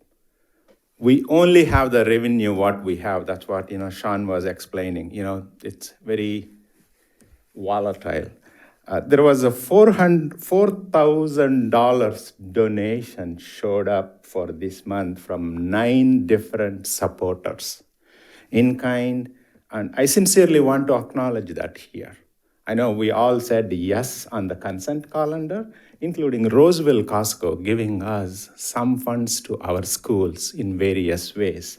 And there is a couple of, Shirley giving $83. That's money, their hardworking money. And, the Church of Jesus Christ of Latter-day Saints giving $1,180 for the sweaters for our schools. It's a big deal for me. Somebody given $4,500 to our schools, and only this is this month. And since we are at the year end, they gave almost $84,000 donations this year. Mr. Martin, we just want to echo that sincere appreciation from this board. That's a good chunk of money. This helps maybe bringing more public-private partnership opportunities. I just want to call that out, me being a new guy, not knowing by going through all this one. And the other interesting one, I think a few days ago, you might have seen the committees we all approved. There was one second one, the red highlighted, AI committee, Artificial Intelligence Committee. This group is unanimously said yes. We want to be the leaders, and these 2 cities has so much technology brains as a citizens. We want to bring that ASAP. I want to thank this group for putting that right away. And the last one is, I think Superintendent was talking about that Yale professor from the CSBA. She made a very good point. I never thought that side. Now I'm telling my kids, I will go to the big universities, I get this PhD degree, I'll get this job, then I will be happy. But she said, you're showing the point this to get that to be happy. And she said, no, reverse that pointer. You be happy today, you get there easy. I just want to emphasize that especially for our kids and, even for anybody here. Try to be happy, and that's where I think, how we can help others, your calling. I just want to reiterate that statement. The arrow is not this way. I do all this to get there to be happy. Now, be happy, make your surroundings happy. We guarantee you get there. So, with that note, happy holidays. And I have a tradition of, putting my Santa hat. It's important. It is holiday season. We all has to cheer for this. I'm all for it. I'll definitely show up on Friday for our employees as well. Friends, thank you. Again, me taking part of you, and we will sail smooth for next 4 years. Right. Thank you, YK. Appreciate it. Board Member Reed. Yes. All right. So I just want to provide a couple of updates from committees I attended as a representative of the board. I attended the Budget Advisory Committee meeting this past week, and I actually don't need to really give any summary of it because Mr. Martin basically gave the summary earlier tonight. I also attended the Safety Advisory Committee. I made the tail end of that because the Budget Advisory and Safety Advisory Committees overlapped, but I ran over to that. And, you know, it was interesting. I learned some things, and some things I found a little troubling. One of the things I learned is that we essentially require our teachers to have access to Catapult on their cell phones, by and large. I mean, I guess formally, I think it's perhaps highly, highly encouraged to the point of staff feeling that they are mandated to do so. And I have a concern with that because we do not reimburse our staff for the use of their personal devices. That's not appropriate. If we are going to have an expectation that staff are going to use their cell phones, we need to provide a partial reimbursement to staff for the use of their personal cell phones. Also, I also learned that a minority of schools, and this is actually, it didn't dawn on me, but a very small minority of schools have speakers. I'm like old school 1970s, 1980s PA systems. Apparently they don't exist anymore, unless you're in a school that was built in the 60s, 70s, 80s. And the remnants of those PA systems are working / not working. So it does create an interesting dynamic as to how do you communicate with staff, especially in an emergency. And obviously cell phone is one of the ways that the district is looking at doing so. But they also, you know, we have obviously computers, but part of the problem is if you send an email, how do the staff know to look at their email if they're in the middle of a lecture? It's an interesting dilemma. Hence, I understand why they're, you know, the district looked to the cell phones as a potential solution. And then, you know, they also sought feedback from all those that were in attendance about just the communication mode in asking for input and advice on suggestions. But they're going to, the safety committee is going to obviously work on this further and eventually come up with a plan that they recommend to the district. All right, so just a brief update. The CSBA conference, which I attended, actually all 5 of us were there. I specifically, obviously, attended a class on employee housing, if you haven't heard. I also attended several classes on legal matters, legal issues, and a really interesting class on junior ROTC program development. Obviously, I don't remember, maybe 6 months ago, 8 months ago, raised the desire to have additional ROTC programs in our district. We put a pin in it, and I was happy we put a pin in it. And at some point, I want to take that pin and pull it out. But it doesn't have to be right now. But what I learned was, well, a couple interesting things in that session that I learned. One was one of the districts that spoke have 3 different ROTC programs at 3 different high schools. One of them had Navy, one of them Army, one of them had Air Force. Wow.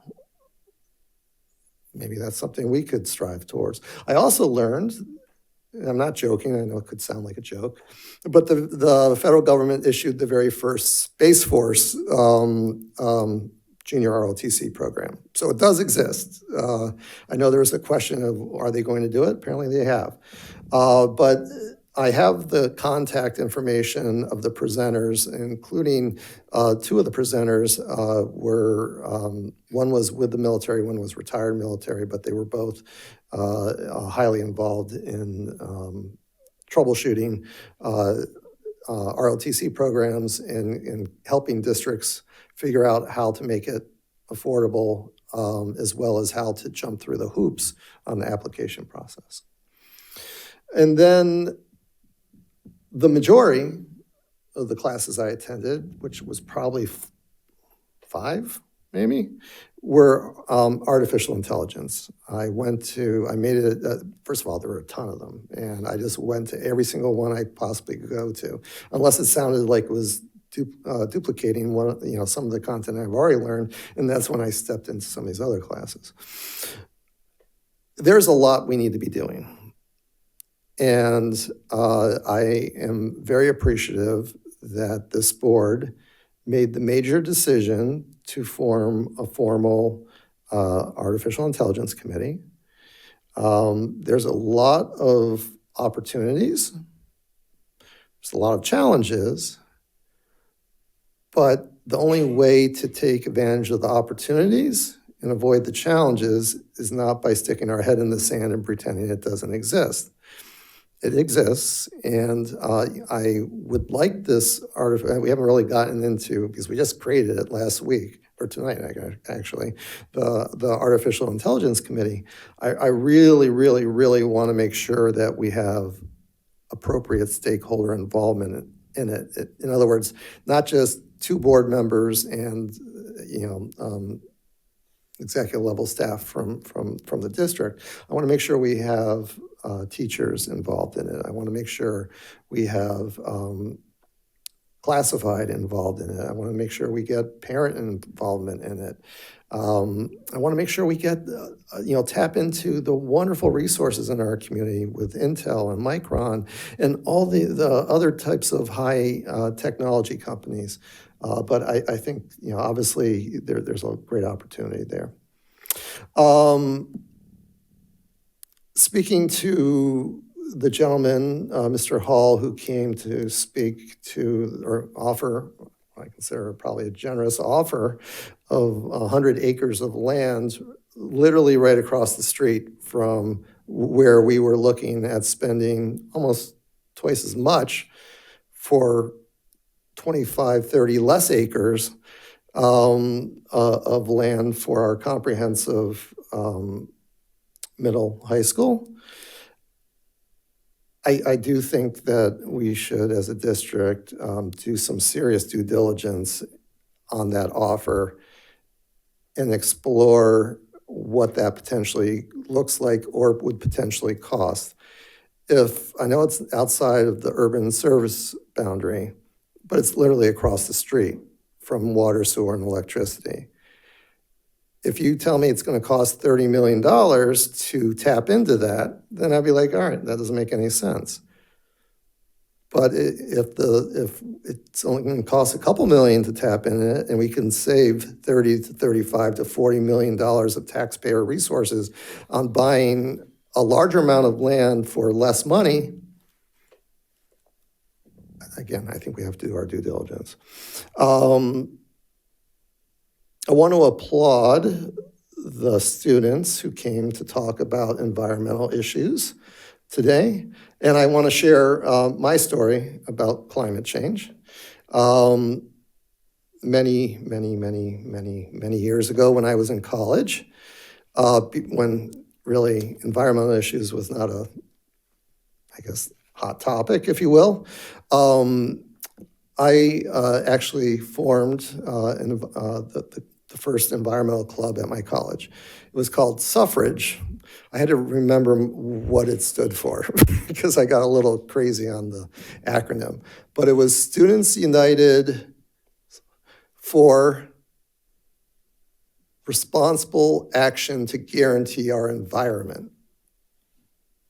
Anyway, and the reason why I formed it was because the college had just experimented with a recycling program, and they gave up. They said, it's not affordable, it's too expensive. We're not going to do this. And that really upset me. I was actually on the student senate, and that really upset me. And so I figured, you know what? I'm going to go create a club because that's something that a student could do. We just had to get a number of signatures. And I formed the club and we developed a plan on readopting a recycling program for the entire college. And we did it, and we launched it, and we ran it for 2 whole years. And then my senior year, I got a call from the administration asking me to come in. So I came in, and they're like, what's going on with your club after you leave? And I'm like, well, why are you asking? They're like, well, we'd like to take over your recycling program because we were making money on our recycling program. And so the bottom line is we transitioned the program back to the college, and they're still operating that recycling program. I loved environmental issues, and I went to law school to be an environmental lawyer. The plurality of my classes were environmental lawyer classes, environmental law. Loved it. Well, then life happened. I never did environmental law. Took me in different directions, but I applaud their efforts, and I would like to be helpful to any degree I can. And then I apologize, my screen just went to screensaver because I'm talking too much. And then finally, I just want to wish everybody a Merry Christmas, a Happy Hanukkah, and Happy Kwanzaa. Please take time to take care of yourself, refresh, and enjoy your family and friends, and we'll see you back in January. Thank you. All right. Thank you. Mr. President, can I just say a couple brief things? Yes, sir. I'll be super brief. So I want to clarify a couple of things while we're here in the moment so it doesn't spin, because lack of information creates a vacuum and then people fill it with their own information. So the catapult system is a layer on top of our normal alarm system, bells, security, email, all of that. It's not the sole source of information. So I want to assure that everyone that our schools are safe, that a cell phone isn't required to make sure that a teacher or any classified staff member is aware that there's something going on, a fire or whatever. So that's one point. The second, around the ROTC programs, our programs are driven by kid and student requests and course requests. And we do have an ROTC program currently at Cordova High, which we're barely holding on to because there's just not a ton of interest in that program currently. So I'd be willing to entertain ideas to get kids excited about that, but adults don't drive master schedules and programs, kids do. And so, that's one thing. And then lastly, with the land, to gentleman, Mr. Hall, we've been very responsive, in an email, and Mr. Washburn's doing his due diligence already on questioning. The biggest issue is it's south of White Rock and young people crossing a street, right? That's one of them, but there's a ton of infrastructure challenges, and the questions are there, and we're doing our due diligence because we are good stewards of public funds. We want to, if we can save money for more land in an area where we have exploding growth, we are on it. I just want to assure everyone that those emails aren't sitting. They're being responded to in a professional way in less than 48 hours, and we're in the back and forth to do our due diligence and investigating if it's an opportunity for our community. So I think I said 30 seconds. That might have been a minute. I'm sorry. No worries. Thank you, Mr. Swanson. Board Member Larrett.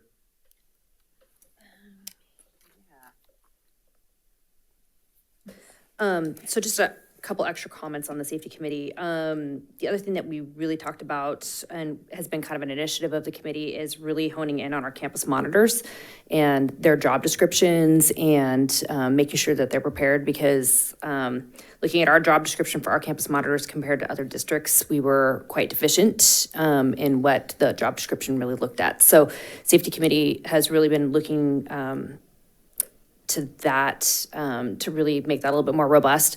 Additional trainings, there was some desire, it sounded like, from some of the campus monitors for like some additional like first aid training and different things like that. So that's an ongoing conversation that we're having on that as well. So we're looking that probably this year we'll probably have a better handle on campus monitors as well. So and then today we had our 2x2 ad hoc with the city of Rancho Cordova. We had some really good discussions on some partnerships with early literacy programs, talked about our upcoming bonds and next steps and what that kind of looks like. And then also what maybe some ideas would be for the small high school as far as what some of their visioning might be, and some partnership collaboration with some of our businesses and things like that as well for programming. Because we can't build until we kind of know what the programming is going to be. So, but just, trying to get community feel from that. and had a good time at CSBA. I'm going to go a little bit different direction. My favorite class, honestly, was the presentation by Natomas Unified. Martha and I attended that together, and I think I came out really, really jazzed about it. They have a whole department for customer service for parents, which was really, really interesting, and had the layer where, you speak to your principal and then speak to, I think once you kind of get past teacher and principal, if you're a parent, you kind of don't really know where to go. And so they have like a customer service line that you can call, and then there's somebody who's there who's directing you to the right department. And so most of their calls, they said that they cleared within like 80% on the first day of answering that question for the parent. And then if not, there was somebody there that was getting it to the right department, and then they were also following up with that department to make sure that it was responded to the parent. So I think just from a parent perspective, I think as parents, we kind of sometimes don't always know where to go, after that, and so what ends up happening is that it gets filtered either to board members or it gets filtered to the superintendent. And then, we're trying to make sure that it gets to the right department. And, and I think sometimes things can get lost in that shuffle of that process. So I would be really interested in seeing about something like that for our district, because I just think from a customer service perspective for our families, that would just kind of smooth out some of our communication processes.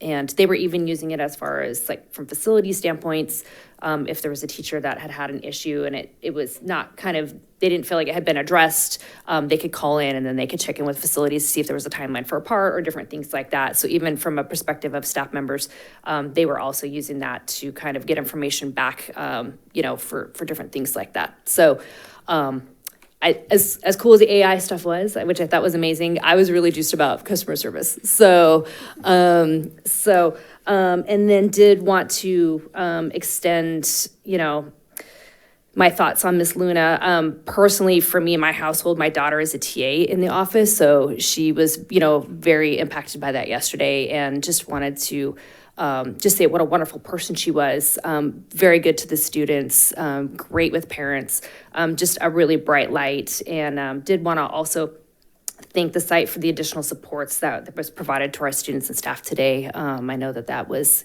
really meaningful for them. So just wanted to wish everyone happy holidays as well. Thanks. Thank you, Ms. Laird. Board Member Lofthouse. All right. I just want to again congratulate Chris on returning to the board and YK to joining the board. I look forward to continuing working with you guys, both for at least the next 2 years. Again,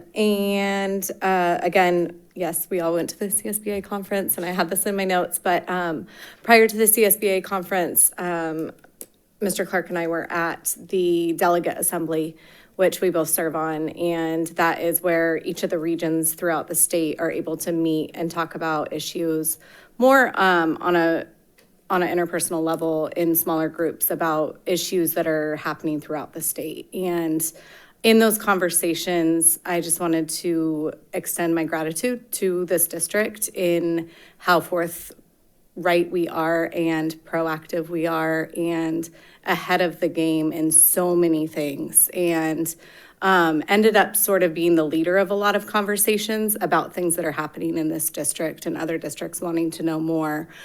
So probably like the students being paid, but on a greater level of things that we're providing to our students. And so, and it came up over and over and over again in conversation. So thank you to everybody in this district for helping put us that 1 foot forward, and not eventually, we are the best district in the state, but we will get that title too with the snail race. But, and then I also wanted to thank the Vistas Climate Action Club for coming out this evening. I could hear it and see the shaking, and standing at the podium is very nerve-wracking, and they were all extremely brave and eloquent and amazing speakers. And I flipped through their presentation, and it was more professional than probably most presentations I've put together. So they are very, I loved it. And I think that students like this are kind of our hope for our future. And so I would also like it to be on the future board agenda. But I'd also like them to be able to come and give their presentation because it was very thorough and they definitely have put a lot of work into it. So, and then I think that is it, except for having a wonderful break. Well deserved. Right. Thank you, Ms. Lofthouse. Well, in closing, there's a lot. Obviously, I was able to, well, I spent a week down in Anaheim, obviously, for the Board of Directors meeting and then the Delegates Assembly, and then the opportunity to kind of hang out at not one, two, three, like a lot of workshops because I had to facilitate a couple and moderate a few moving forward. But it was a great conference. You always go there to continue to learn. Again, like I said, you don't know everything. So you learn a few new things, especially with AI. You thought we had a lot this year. Wait until next year.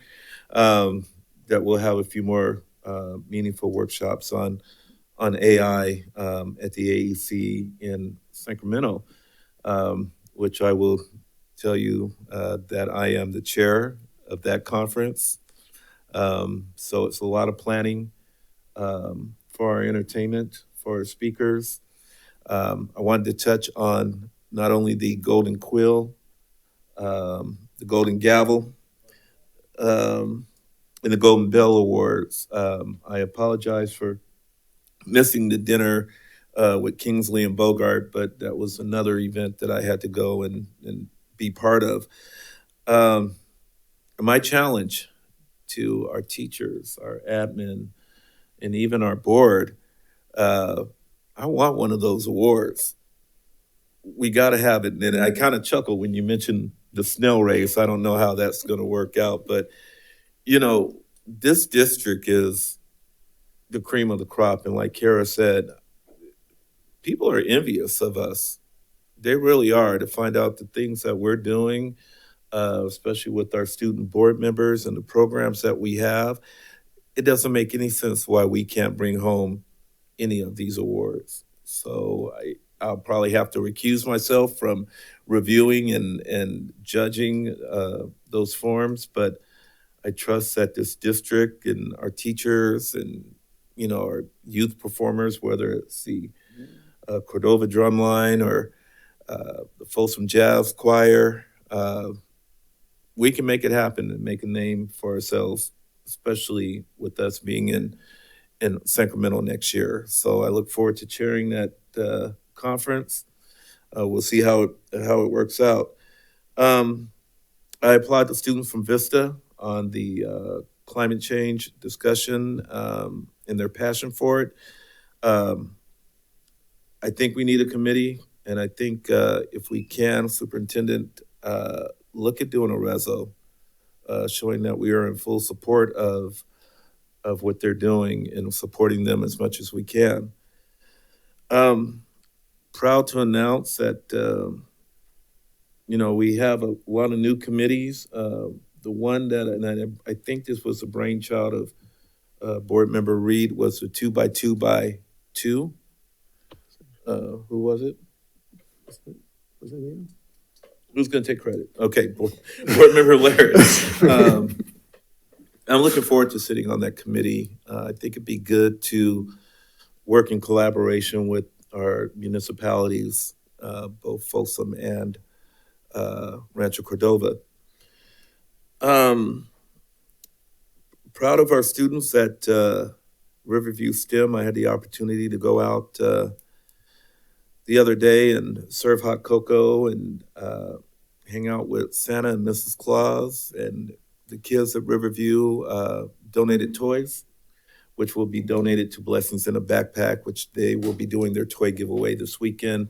If you're looking for volunteer opportunities, please reach out to them. I think board member YK will be out there. I will be out there super early because I have my own toy giveaway that I do with GSUL. So I'm proud of them. They do it every year.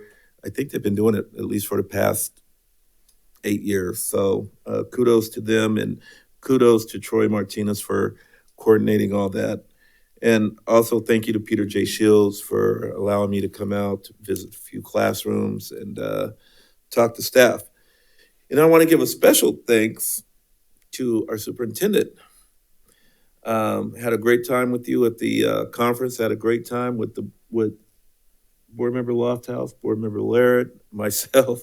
Well, all the board. We sat and we watched the CIF NorCal championship game. Fortunately, Folsom came up short. They should have just kicked the field goal and not went for 2. But that's just me being an armchair coach. But had a really good time watching the game. And, you know, a situation came up, and I think Board Member Laird and myself brought it to the superintendent's attention with the charging of our soccer games. And I want to thank you for putting together a packet because, in my opinion, $10 is a bit much for parents to come out and enjoy a soccer game. I think with all of our athletics, there should be some kind of package that the parents can take advantage of.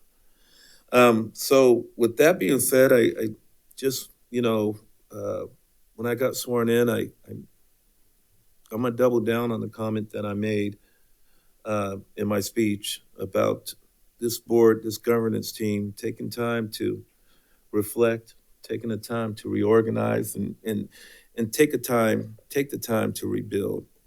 And I hope we can do that, especially over the winter break. I look forward to spending time with my family, and it's my turn to cook this year. So it will be the gumbo, Angela.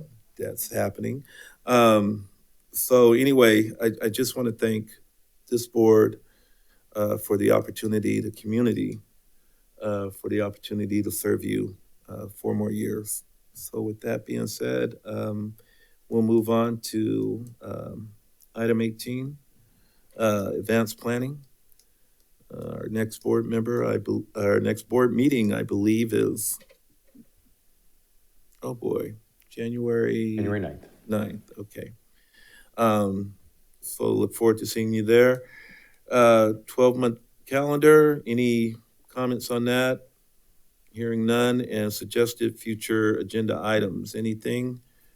Yes, Mr. President, I have that, like I discussed in my report, a discussion item talking about maybe opening a subcommittee or something like that, something along those lines. Absolutely. And that could be, I'd like that to be next meeting, but if that's something that can be pushed back if it's Is it too busy. feasible? I mean, can we try to form that by next meeting? I know we're coming up on a break real soon, but. What's that? Good. Yeah. Oh. Yeah. Pack it on Friday because of the And Martha's holiday. going. But Van, we can get it the following meeting. And totally also, fine. Let's the do young that. people after break or during break could be gathering and organizing and all that. Don't need us slow adults, to slow them down from saving the world. So, Right. but we'll get to it. I would think the next meeting would be 2 weeks after that, if I'm remembering correctly. So, the 23rd.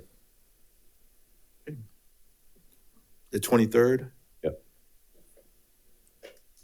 I'll be flying in that afternoon, but I'll be here on time. Okay, any other? Yeah, Mr. President? Yes, sir.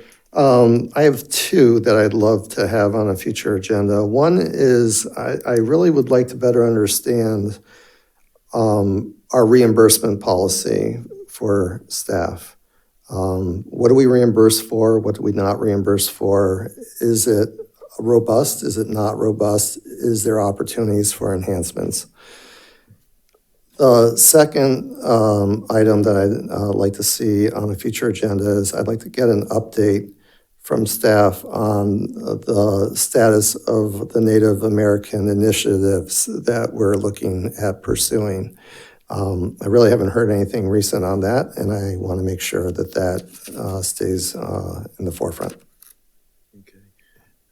Mr. Reed, if I can add, CSBA at this time is not looking at anything on legislative action for land trust That is something that we will be discussing,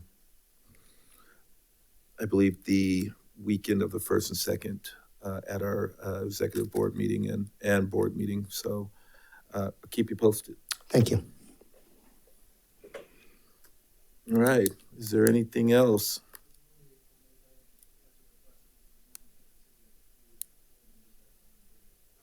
Sure. And that, I believe that is a consensus. So it looks like the land acknowledgement progress is already on there It's with on a there. TBD date, but it is already listed as future agenda items. And I think that was, you said it differently this time, but I believe it was the same conversation about what was proposed for next steps with NAPAC. Yeah, broader than just Yeah, but I do see it listed on this. as the broader or just the, Well, I believe it was put on this list after the last time, but I think it was just maybe said Yeah. in a different way last time. yeah, if we can have the, a broader context. Yeah. Yep, okay. Okay. Anything else for the good of the order? All right. Well, happy holidays.